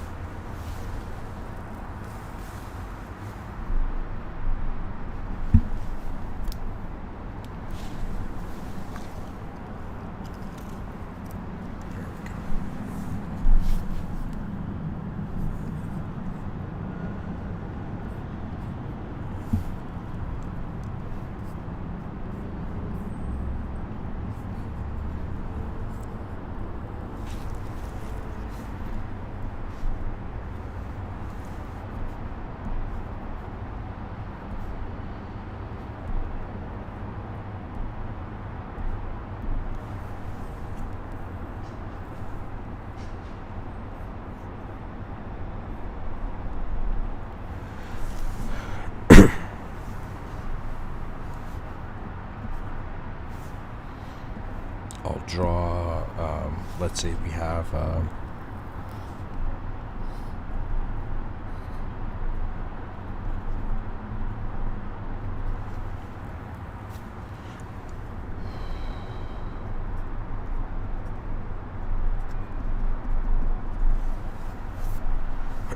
let's say we have an XYZ axis. Now we use this to create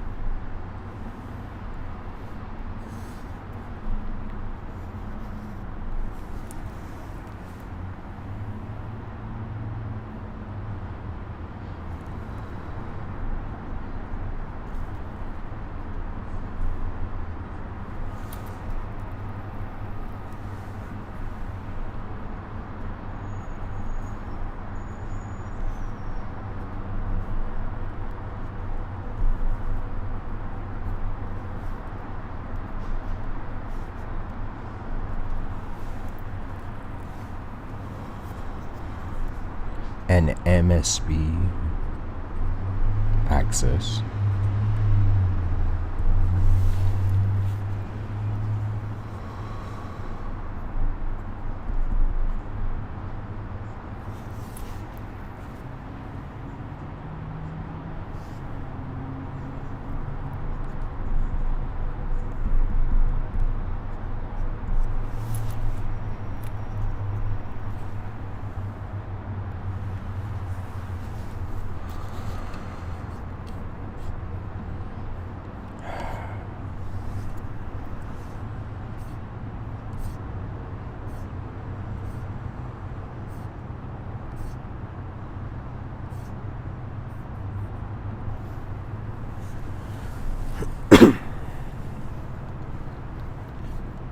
Excuse me. So pretty much I was like, okay, what if I take the idea of the XYZ axis, and instead of XYZ I treat it as a dimension of mind, dimension of soul, and dimension of body. Wondering about these, right? So now the dimension of the body, let's say its continuity leads to the idea of infinity. The mind, its continuity leads to the concept of eternity. And keep in mind, the soul is viewing the mind and body from another dimension. And soul is kind of like unknown, mind is semi-known, semi-unknown, the body's like we know it. And so strangely, if I was to create a point here,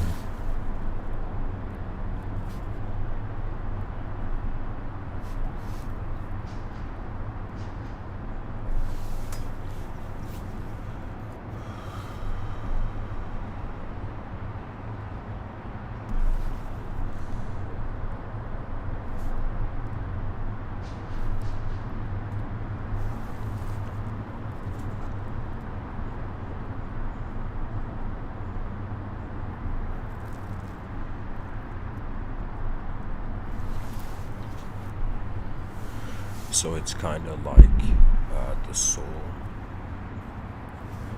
is a dimension that is observing the mind and body. This triangle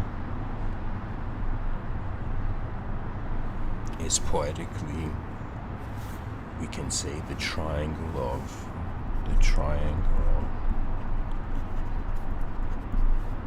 of human consciousness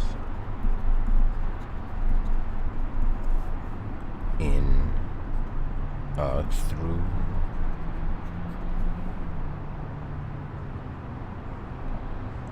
an MSB axis.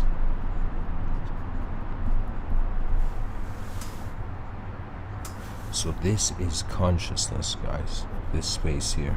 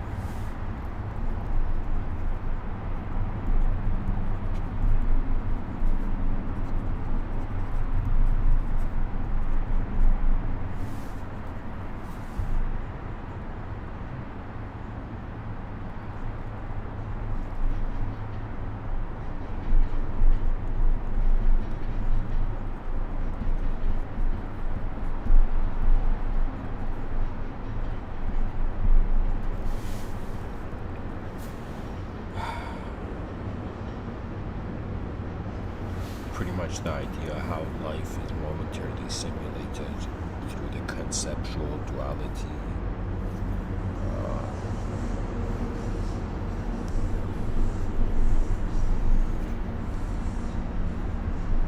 Found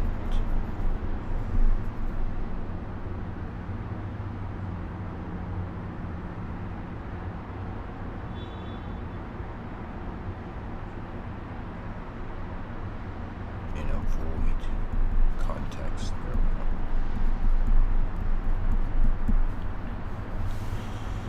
Human psychology is it's like if it was a machine, it has 3 levels that are leading to the function of the machine. It's another way of saying we can identify life as if we are a soul projecting a body and mind. We can have a relationship where we are a body that's projecting the mind and soul, or we can have this view we are a mind that is projecting the soul and body, right? So it's as if there's 3 corners to how the conscious psychology interacts with energy as something that moves in the moment.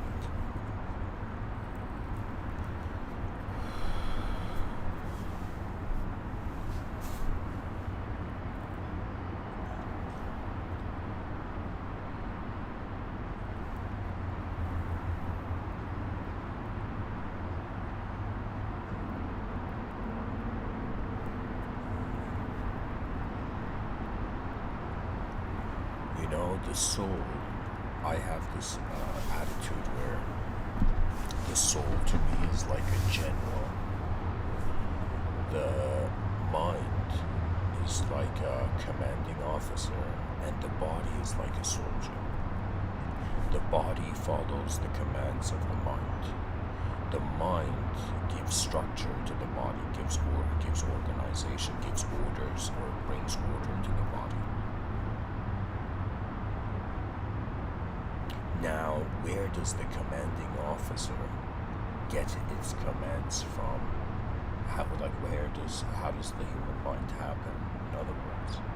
And so it's as if, what happens when the commanding officer fails? And that's when in certain moments of life, it's kind of like the unknown, it's like the presence of the unknown commands the mind. It's like an unknown presence that's using the excuse of free will to move a mind, but if what free will is how intelligence happens.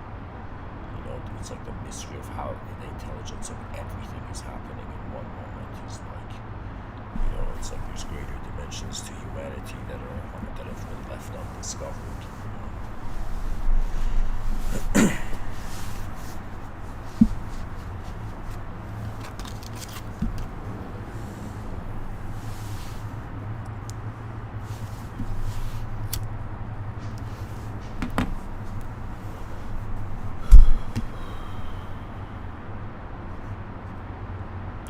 Guys, I'm going to actually read this talk towards its end. And as final remarks, say, just as a person in this world, I have wondered about what is the purpose of the world. And I have realized that if the world has a potential that can be activated, the world deserves to see that potential activate. It's another way of saying if our inner realms as a sort of unknown technology have come to interact with the, let's say, biological technology of our outer realms, the sophistication of our mind, the intent behind the horizons of our eyes, you see, we are such a multidimensional being, it's incredible. In an advanced civilization, imagine an 8-year-old child comes to the parents and says, I have an imaginary friend, right? And the parents are looking at the child okay, this child is experiencing its inner realm. So imagine the parents respond to the child. It's like, yeah, sweetheart, that's your inner realms. That's where imagination happens. What the brain does is project so immaculately a it's like to believe an artificial self is kind of like to forget that you were in a mood. Nature has a silent sermon. The Buddha understood this. There's a story about the Buddha where literally the Buddha he just sat somewhere holding a flower in his hand and smiling and just looking at this flower. And this event was known as Buddha's silent sermon. And all of Buddha's disciples sat right there staring at Buddha like, okay, that's it. Let's like copy paste this guy, you know. And so they all sat there acting enlightened. And the way the story goes is that the only person that had heard Buddha's sermon was this old man who after work had just come and seen that the Buddha was sitting there with a flower in his hand. Right, in a time where there was war, suffering, chaos, Buddha silently held the flower and he was giving, like his silent sermon to the world,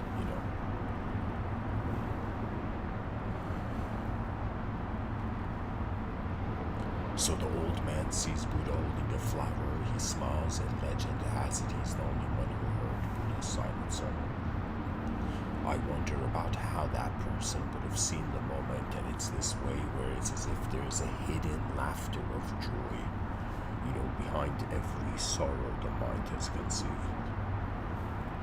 The joy is not conditional, because conditional joy ends up becoming evil. But it's in some sense an unconditional joy. It's as if post-freedom analysis of one's psyche. As if imagine you're right now the freest being in the freest world. Imagine it's the most advanced moment of being right now. It's like after you've been the most advanced moment of being, you've experienced the most advanced state, what is left to do? What is left to do when the mind revealed the secret of the soul and the body finally realized what was moving it?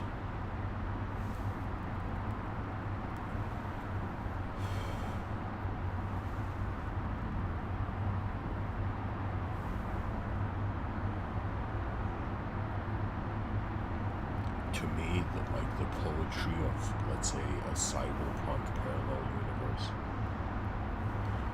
would be in some sense, what else is it?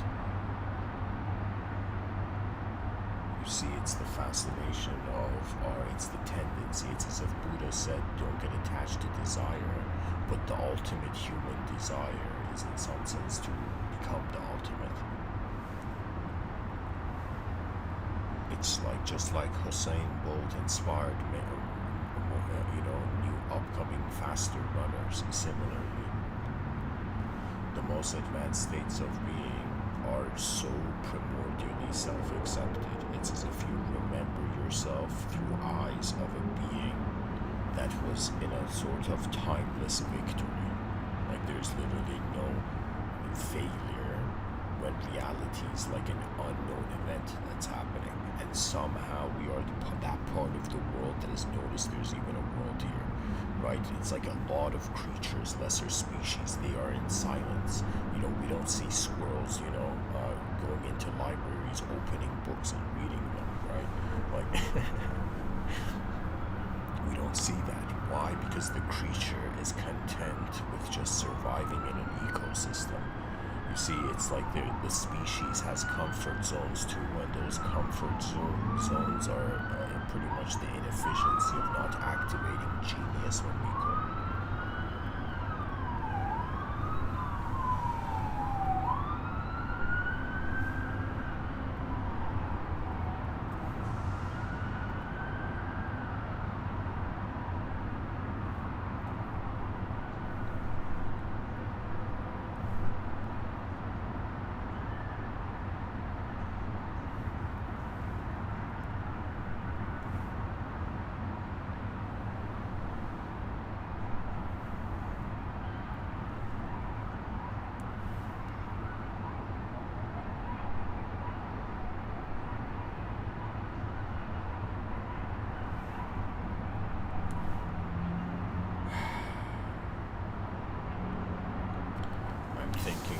else can I say, that poetically the soul isn't being.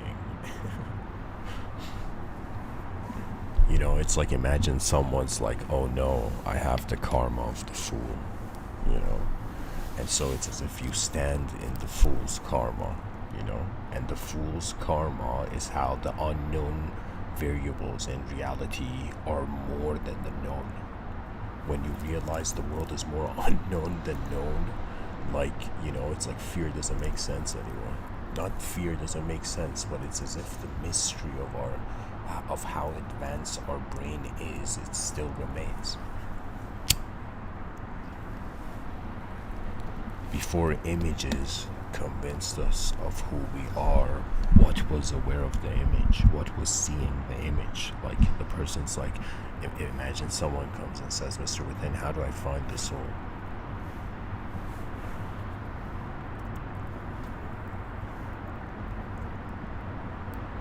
And the answer would be, it's as if you remember who's looking.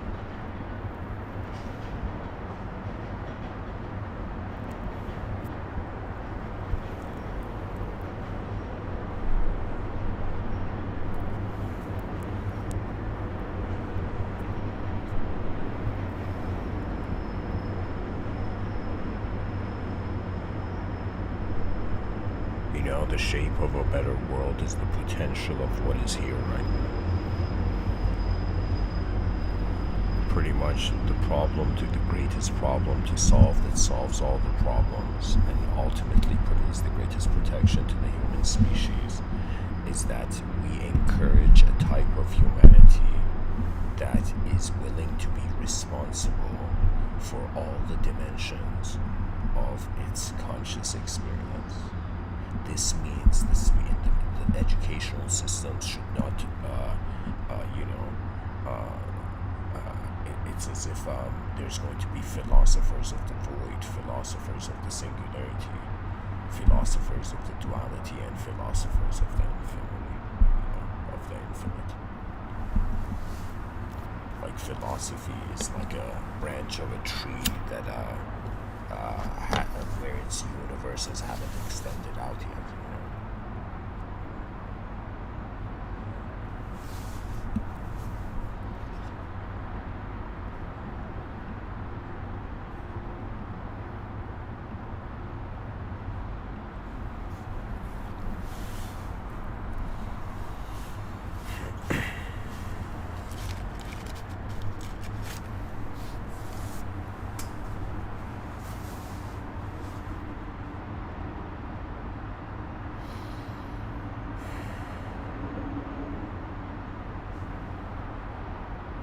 It may seem like the species is trying to protect what it knows from the unknown, but in reality, the unknown is inevitable. It's like we were born from an unknown position in reality, and we're going to, in some sense, poetically return to the unknown. So if throughout our conscious, knowledge-oriented lifetime, we become aware of how the unknown is being present in the moment, then a sort of new viewer in the moment can be found. It's poetically like the person, let's say, saw the infinitude of chaos, saw the infinitude of order, saw various parallel realities to the earth where mistakes had been painted destiny, and then in parallel versions of earth where solutions were proper, like human. It's like when the human being discovers the greatest value, it will reorient its psychological structure to it. It's like our minds are waiting for the revelation of our newest experience on reality. So it's more like truth no longer being something we can hold in our hands or something we can find, but it becomes an observation of the quality or how reality is happening. Right? For me, it's we can instantly have world peace if we consider that we're actually geometrical beings.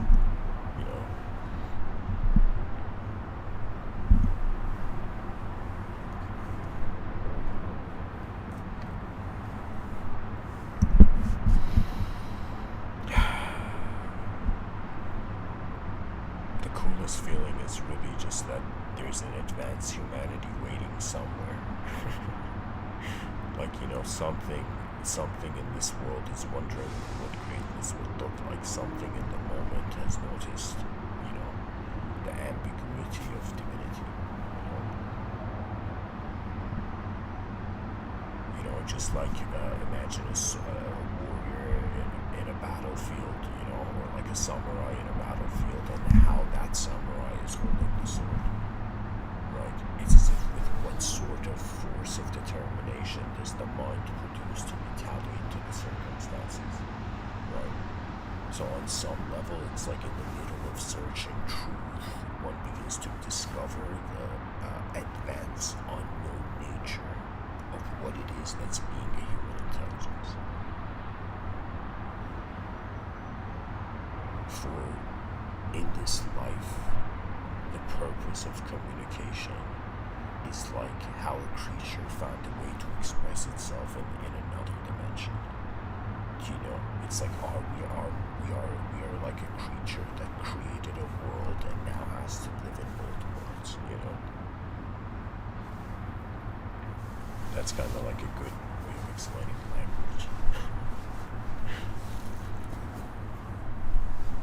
Anyways, guys, thanks for listening. And whoever you are, if you are conscious as a human being, it's like, if we are truly advanced beings, then to protect human consciousness should be instantaneous. It's as if the most advanced beings, it's another way of saying a psychological position where it's the value of the position is not based on fear. Right? Most people, what controls their movement is fear. Right? But if you realize that it's like before fear was a concept, that it's okay for consciousness to notice it's being unknown.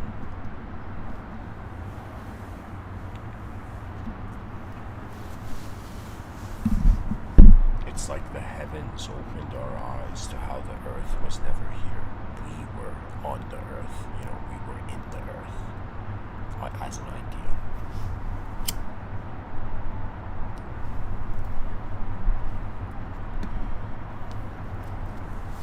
I have concluded that whatever argument, like if I came and saw like how religions were like ideological systems at war, and I wondered about, okay, what is superior to all these ideological systems? And what I realized is that it's the experience of the future. So any system that contributes to the advancement of the quality of conscious life, that means it's like what was a fear became a more sophisticated explanation of the future.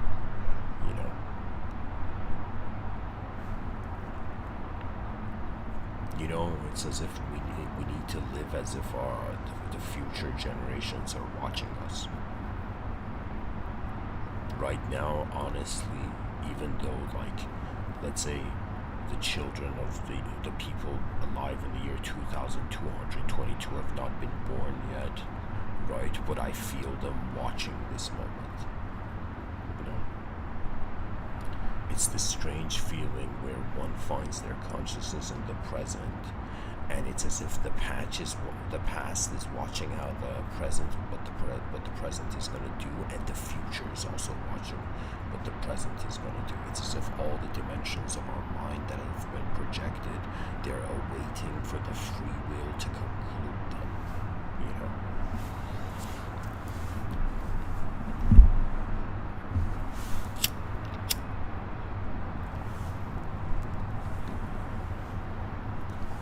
To go beyond truth is another way of saying the mystery of the nature of our attention is revealed.